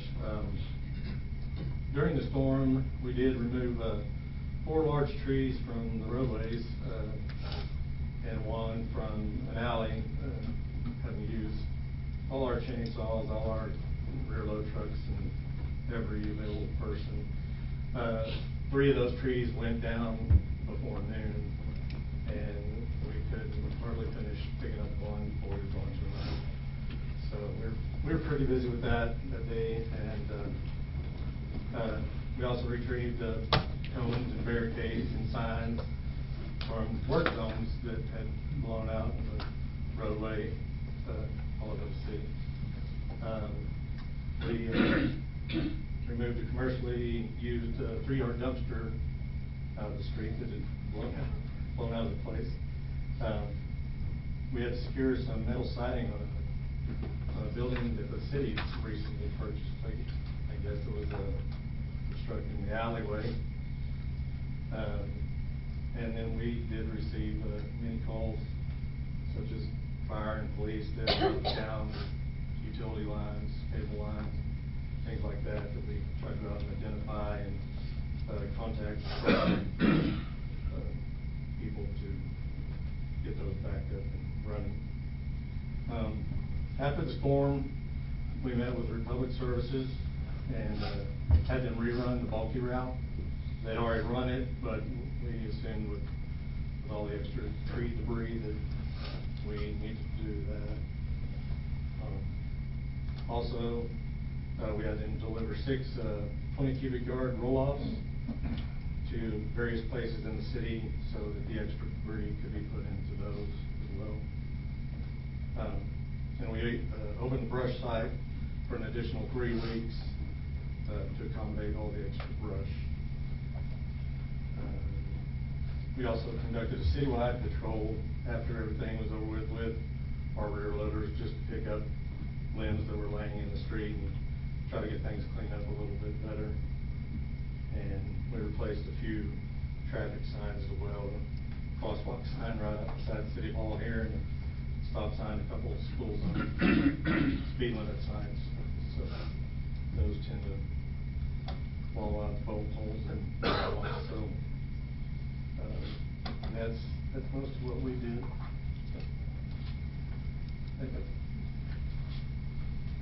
Yeah, thanks to Brendan and his staff too. They really did a good job of keeping things out of the roadways during the event, and have made serious efforts to try to help clean up after. We kind of took the approach that whatever we could get brought to us might save us some time and be more efficient. So that's why we decided to get some roll-offs from Republic. They've been a great partner too. I called Mike Peterson, who's our guy with Republic, that same afternoon, and he had us a call set up the first thing Monday morning so that we could discuss some options. So thanks to them. Last thing really that I want to say is Darren Johnson is our farmer out at the farm. I know he had taken some heat online because he was out plowing during the events. A lot of people didn't realize, and I didn't know this either, so I was kind of ignorant to it, but I guess it's called sand fighting, and it's a thing that farmers do. So he was using his resources to kind of help the situation. So I got to say thank you to Darren for that too. So with that, I'm happy to answer any questions if you guys might have. Also, thank you to Parks. We did have to move out some of their staff to help with some of the tree removal. We just didn't have the manpower to do all of it, so we were able to bring them in and help us out. We appreciate that. Ron?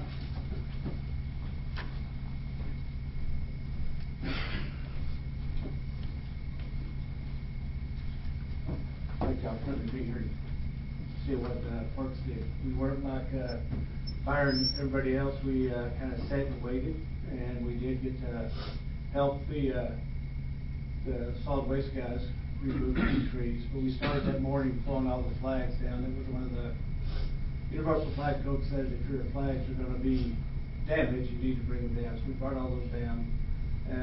Also to save about $900 worth of flags. Our flags cost about $900 for all the flagpoles in the city, and we wanted to not get them shredded. So we've done that, I guess, 3 times today with it. Anytime it gets over 50 miles an hour possibility, we will bring those down just to save the flags, and it is part of the code.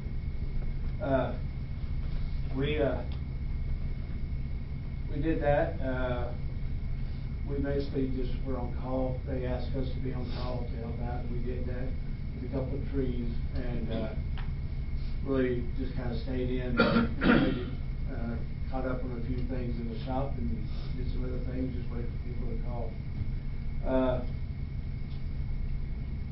Most of our stuff was done afterwards. I did open the shelter at the community center for about 3.5 to 4 hours. I think most everybody went to the library. I didn't see anybody besides me at the police. So, most of our cleanup was the day after and the week after, which was, luckily, we only lost 2 trees, and they were both in unirrigated areas, and they were already dead. So we lost one at Lindsay Park and one at the roadside park. TxDOT showed up about the same time we did, and helped us with that big tree. It was huge. We got the window of Paul Lindsay, so we got all those taken care of.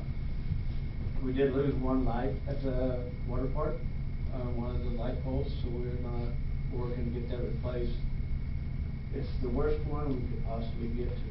It's the one that we have to come from the back parking lot, so we're gonna replace all 3 lights on that pole. They are probably close to the end of their life. They're metal halides, and we cannot get metal halides anymore, so we're gonna go ahead and put LEDs back up on those, as soon as they get in.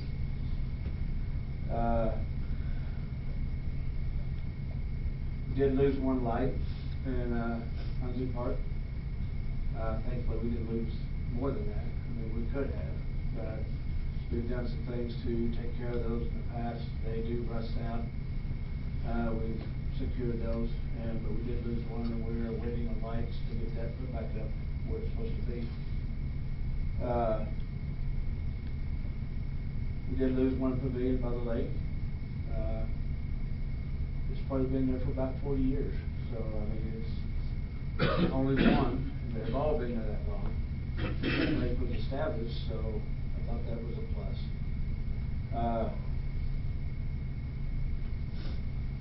The big thing is, I know you've probably heard about it, the Hunsley restroom took a beating. One of the walls blew in, damaged the inside.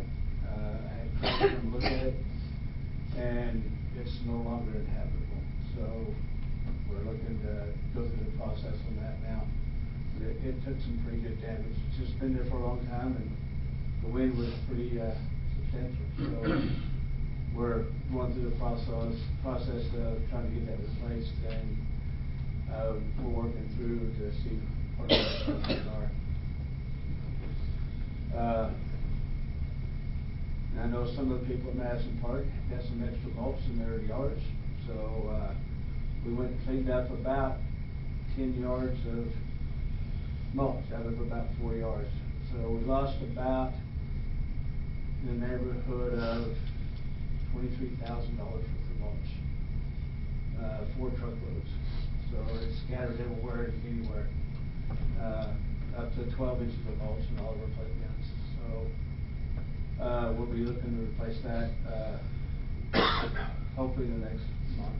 Get that taken care of. Overall, I think we came out pretty well.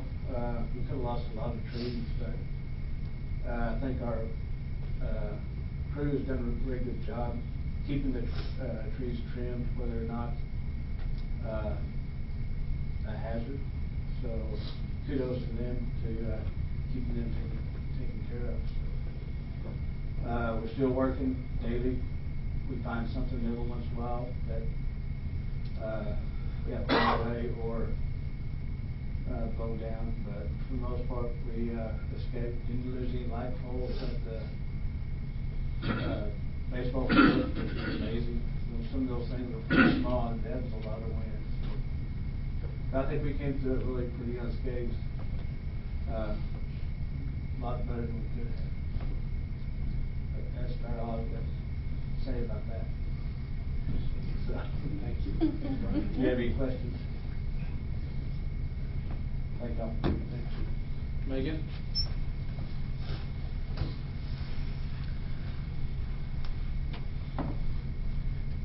I was in DC most of that week, so I physically missed the excitement, but thankfully Joe was able to call me in on Thursday and Friday.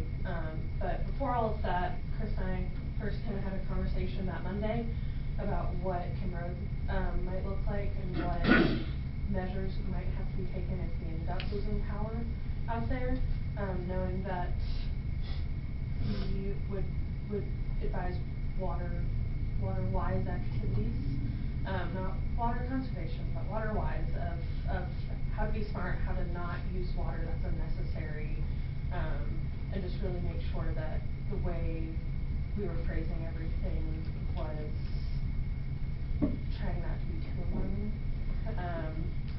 Once the PSPS was actually confirmed, Joe and I had some conversations, and I ended up writing 2 different press releases because we knew that there would be different possibilities for things. One, of opening the power centers. We were very careful to use the word power centers because we weren't set up for a shelter. That is a whole different other list of things. But then the other was if we were going to need to limit our water usage. A lot of what the communication I put out was a mirror of what OEM was putting out when it came to the actual overall concept, just because they are over the entire Amarillo area, and I didn't want to confuse people by trying to reinvent the wheel way too many times. We did end up putting a page on our website with the information once the actual power centers were opened. I released all of that information, it got put on our website, it went on all of our social medias and things like that, it went to the news, and they were all really good about picking it up very quickly. We've had really great success when it comes to our local partners in the news media, making sure that the information gets out there as quickly as it can. Dennis did send me some information through one of the press releases of just a couple of quick things for us to prep for, but a lot of the information was prepared on Thursday. That way everything was ready and approved. I had graphics ready, I had all of our social and website ready. Nothing was live and nothing was public yet, but we knew that as soon as anything happened on Friday that we wouldn't need to go through a whole approval process of let's change these words, let's add this, let's change. We were able to get, I was posting throughout the day. I know that both police and fire were posting on their own pages throughout the day. It was definitely a group effort because we can't, I wasn't physically here, but the photo that Coggins took or ended up posting of what the actual pileup looked like was something that was immediate, that wasn't planned. The fire kind of aftermath of everything, this is what a truck looks like after 6 hours in the wind. Again, not planned, but these were all things that we kind of just answered to throughout the day. We did have some really great reach on all of our posts, which I think was really helpful because people were sharing, people were interacting. The more people shared, the more I feel like responses we got, especially when it came to asking people to physically tell us where their house is if they ended up losing power. So I know that the people who here were monitoring all of those things. But overall, we ended up having, about 10 posts with a little under 600,000 reach. So that's 600,000 eyeballs on it. And if that's people checking in on their family members, if that's the neighbors that live here, if that's people that live outside of town but are also affected by it, anyone seeing it could benefit from it. I will say one really good thing also is that we ended up gaining quite a few new followers out of this. We ended up gaining about 1,300 new followers between the police, fire, and city pages.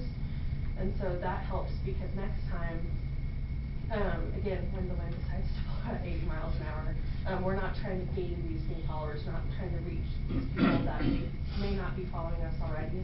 And so having that extra level of making sure people already already following, already trusting us, are already looking to us for the information helps us in the long term. I know that there was always a lot to be learned and things change very quickly.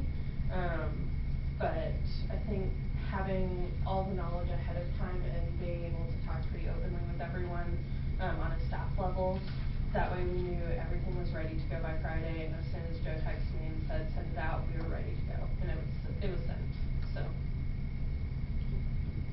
question as far as comms goes? No, but I want to thank you for all you did. I know that was difficult being at a conference and trying to juggle everything, and you did an amazing job, so thank you. No, thank you. Thankfully, the hotel I was at had pretty good Wi-Fi, and it was a flexible enough group that I looked at them and said, hey, no, this is something that's coming down on us right now. One of the crew up in the city of Amarillo was there too, but they have a team of 10 or 11, I want to say, as of today. Not including their OEM friends, and so she was able to step away a little bit more, but I know she was checking in on me, and she was texting me and saying, hey, I know Amarillo's doing this, have y'all thought about this, or did you see this come out from OEM? So we have really great partners around here that always make sure we're included in the conversation. Yeah, and Joe, I did have a chance last meeting to throw out thanks, but again, just thanks to the Green City team that a lot of above and beyond the normal call of duty,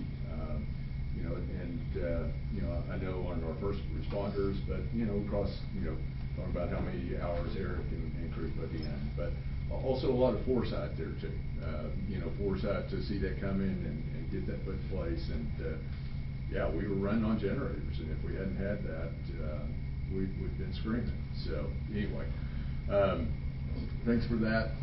I think the command center was set up and done well, and appreciate all the efforts there.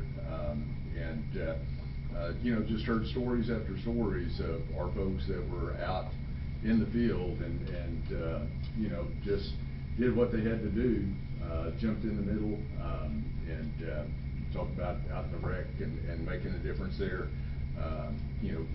Taking the lead, getting people out in a U-Haul and doing triage out there in the middle of conditions that I just had a glimpse of from being out in there for just a few minutes. But our folks out in there for 6 hours or so, and man, just incredible, just pelting dirt, and you can't breathe, and out in the middle of that, and yet they're out making a difference. And anyway, just really appreciate the whole city team and everything everybody did. And a difficult situation, but stepped up and like I say, went above and beyond and got it done. So thank you all very much. So appreciate it. And the first time we've had an EOC, Joe?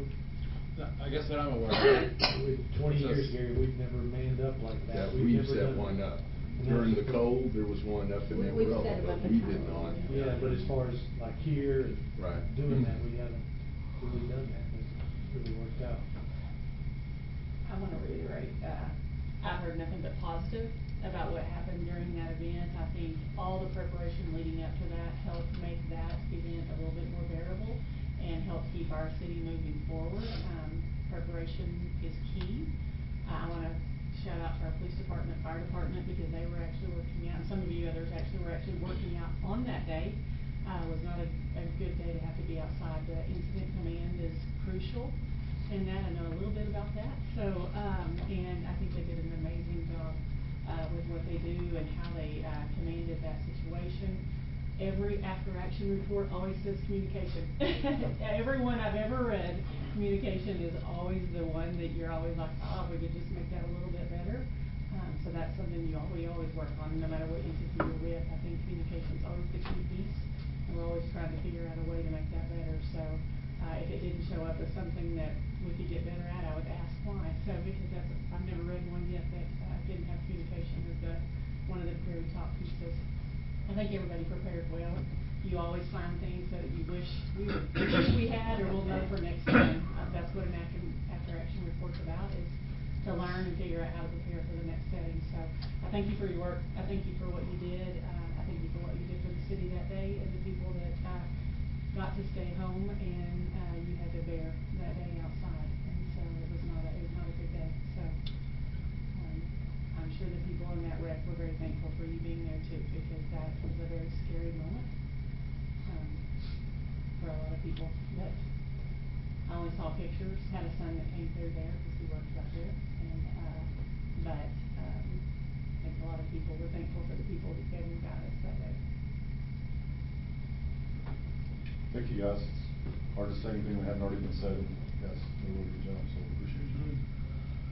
Mr. Mayor, I did send a special text to Amarillo City Manager, and I spoke verbally with the mayor, just thanking them for their help and assistance.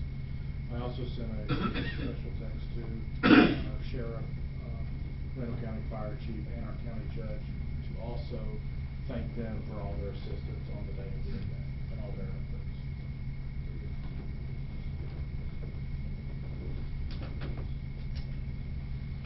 All right, well, let's go ahead and go to item number 9, consider and take appropriate action on Panhandle Plains Historical Museum and support efforts by the city of King. Joe? Thank you, Mr. Mayor. I assume everybody has seen the news, and so none of this should come with a shock. But I thought this warranted a discussion with the elected body. As y'all know, the museum has been closed due to fire safety concerns by WT President Dr. Windler. I've included some of that message that went from West Texas A&M out in my memo described here. In discussions with Mayor Hinders on this item, I have also included the bill that's at your dais on the House bill and Senate bill for Texas Historical Commission taking over the museum. I just wanted to bring that to everybody's attention to read over it. I had not personally read it until Mr. Burns provided that today. I'm still kind of garnering through it.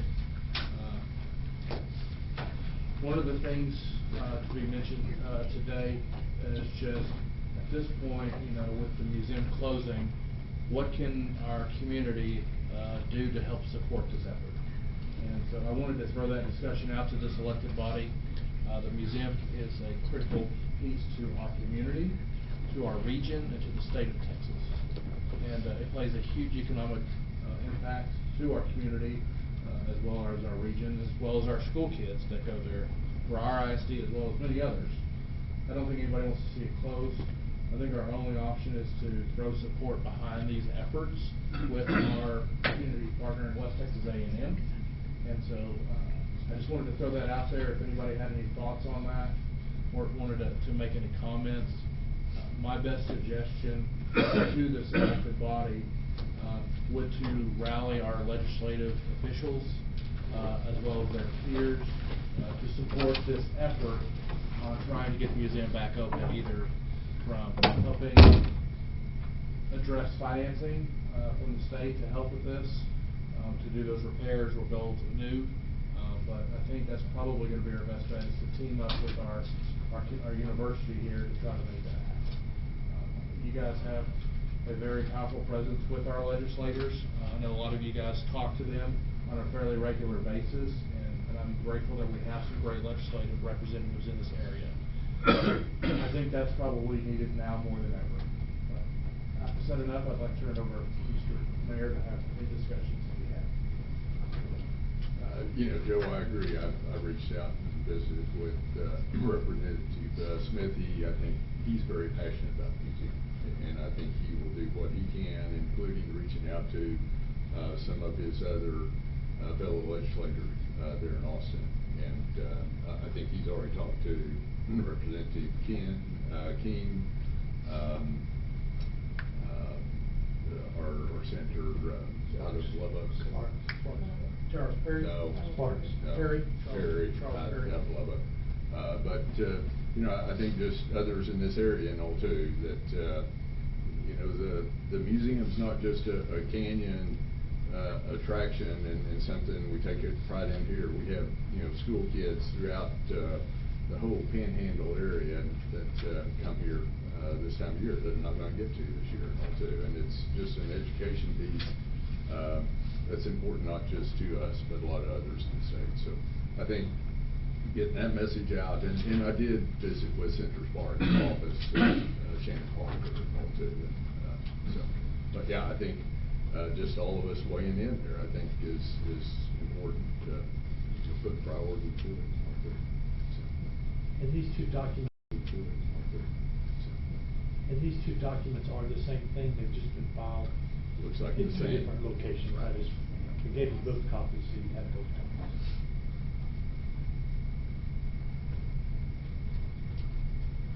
But yeah, that's a blow. Hopefully, really get some wheels, moving behind us. Good night. I agree, any support that we can give to try and push them, the museum is a key piece of our community. A lot of people come to visit the museum, because, which brings people into our city to do other things as well. So I think any way we can support the knowledge base of how important it is to our, really to the panhandle. I think it's a big piece of that, the school. We're already re-evaluating what we're gonna do for the spring, but we do lots of field trips to the museum in the spring.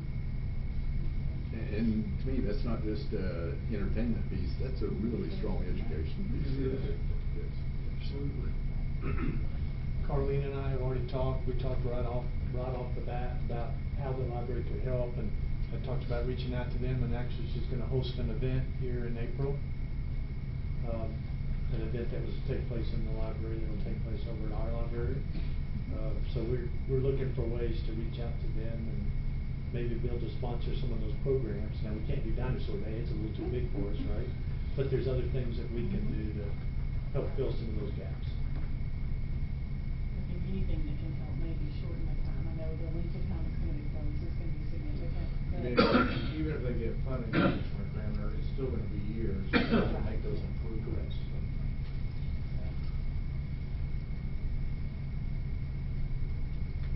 Make improvements or build another building. Build another building. Yeah, I think that's the proposal. Build another building, Dan, it takes 5 years. Yeah. I think that's a proposal I've seen, It is to is. build multiple buildings around the museum. I hate to see that because it's so historic.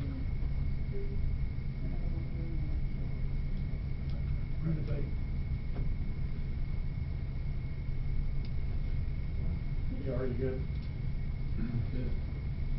I would encourage maybe an elected official or two, even making a trip to Austin personally for this to help. I would recommend that we visit with our university before we do that, to see how we can help discuss that in person with our legislative. I think it's elevated to that level, in my professional opinion. So, I'd be happy if the commission's okay to have that discussion with the mayor, if he or anybody else that he thinks could do that over the next coming months.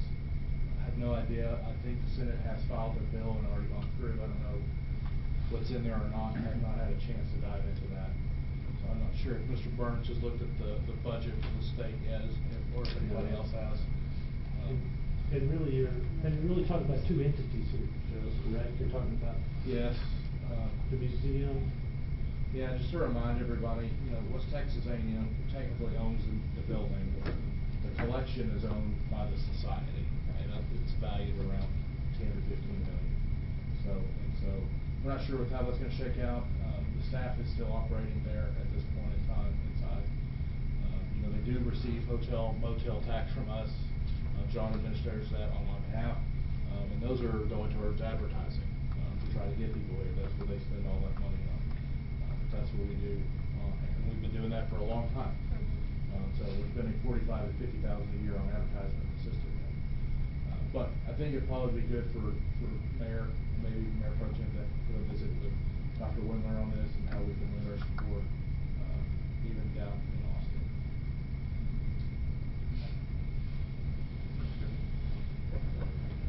Yeah, and I have reached out to Dr. Wendler and visited with him a couple of times.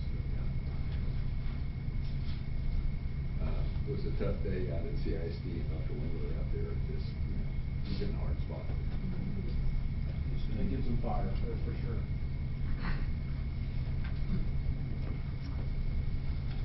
Any other questions on that? All right, item number 10, consider and take appropriate action on a request for qualifications for professional services for the development of a master drainage plan and drainage criteria. Yes, sir, thank you. The city has been awarded a grant of $225,000 to study the watershed or storm shed in the city. The city's grant match for that of about $25,000 is already set aside, so we are ready to move forward on this project. The study would produce a master drainage plan, which would establish the foundation for a drainage utility and a potential drainage fee.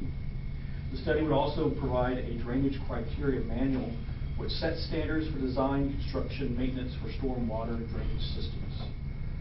The responsibilities of the contractor firm that would do the study for us would include data collection, identification of flood-prone areas, modeling, mapping of draws and creeks, identifying and prioritizing CIP projects, developing necessary ordinances, and conducting community stakeholder meetings. We conducted an RFP for these services, and the city received 6 responses. Of those 6, we invited 3 to come here and provide an additional interview or presentation process. The results of those submissions is here in this chart. The top 3 being Kingley-Horn, Cobb Finley, and KSA. Staff recommends that the City Commission authorize staff to initiate negotiations for professional services for the development of a master drainage plan and drainage criteria manual in accordance with this results of the RFQ.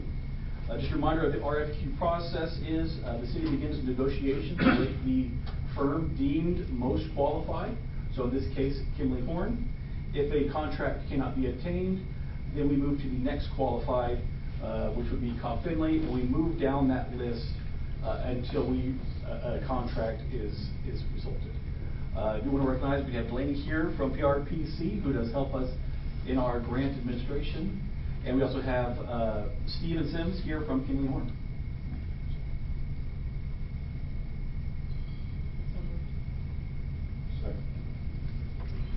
We have a motion and a second to accept the results, or to accept the recommendation of Kingley-Horn. All in favor, signify by raising your right hand. Opposed, like sign. Motion passes. Thank you. Thank you. All right, item number 11, update on public safety bond committee progress. Megan, going to see anything? So in front of y'all, Joe asked me to go ahead and print out the results from our flash vote survey. A friendly reminder, this was administered February 6th through February 8th, and so that was before we started any of our actual communications about the upcoming bond election. This was more of a temperature check just to see what people thought, what people knew about our public service facilities and services as of right now, or at that point in time.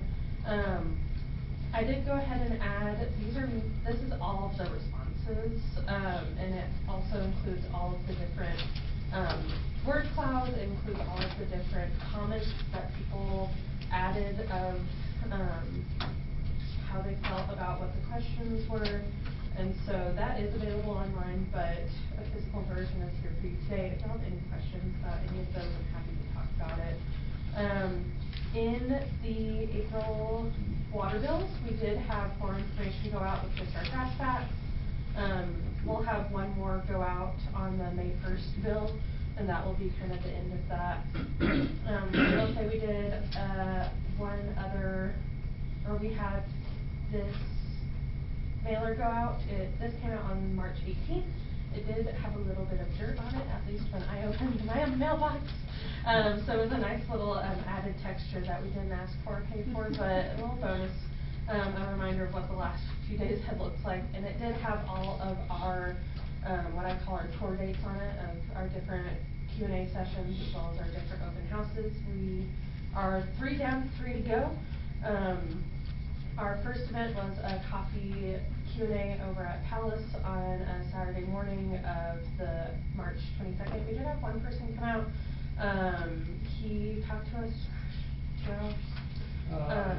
Yes. He had a lot of questions, and he was able to talk to city leadership as well as both chiefs about everything. When we did a City Hall open house, we had 2.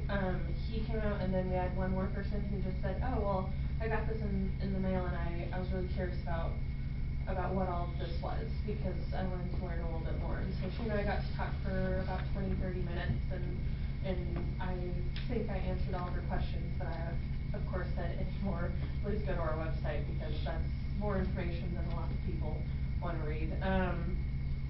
We did have Q&A at the library. Unfortunately, we didn't have anyone come out that day, but again, part of this is that we're offering so many days so that many people have the opportunity to come.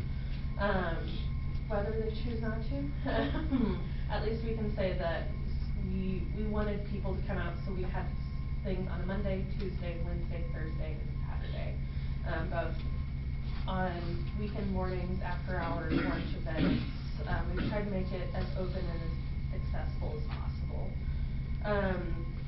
We have 3 more events coming up. The police open house will be tomorrow night from 5 to 7. I've personally heard quite a bit of chatter of people saying, oh, I've been really wanting to come to that because I want to see what y'all did to the Gold Star building. And so we're really looking forward to that event, just because I think that and the fire open house that will be on Thursday from 5 to 7 will really be our biggest turnouts, just because we're opening the doors and we're saying, hey, this is where the firefighters are sleeping right now.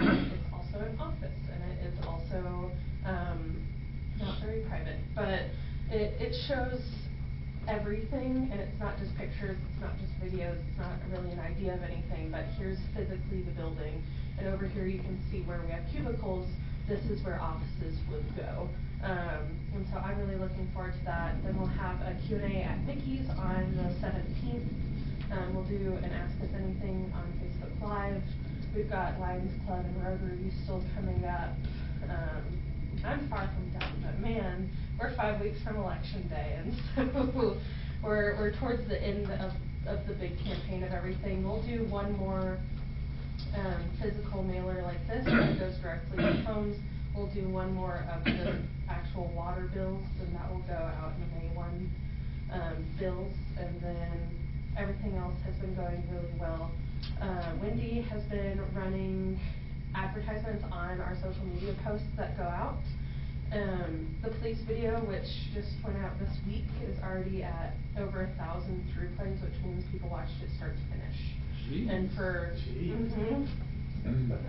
Wasn't acting on there. It's the pretty face. And our fire video is just over 800. And so these are very early numbers, just because we haven't been running the ads for very long, but I'm really excited to see longer playthroughs, because that means that they're not scrolling away in the first 10 seconds, which is the hardest way to catch them. But I'm sure the mayor's video was far more well received than the others. Unfortunately, Meta did reject that one for political advertising, but we are trying to work on that. Thanks, John. Which brings Called me, you a politician. which brings me to, please don't call this a campaign. We're not campaigning, we're putting out information. We're just educating our residents. But overall, we've seen really great success. Wendy, like I have been saying, has been a great partner in all of this, and so it's nice to have one more on the team for something as big as this. And then Gretchen's got all of the fun starting with all the legal stuff. Do y'all have any questions about? Do you want to mention that on the posting and all that? I know you've been working on it quite a bit. Right.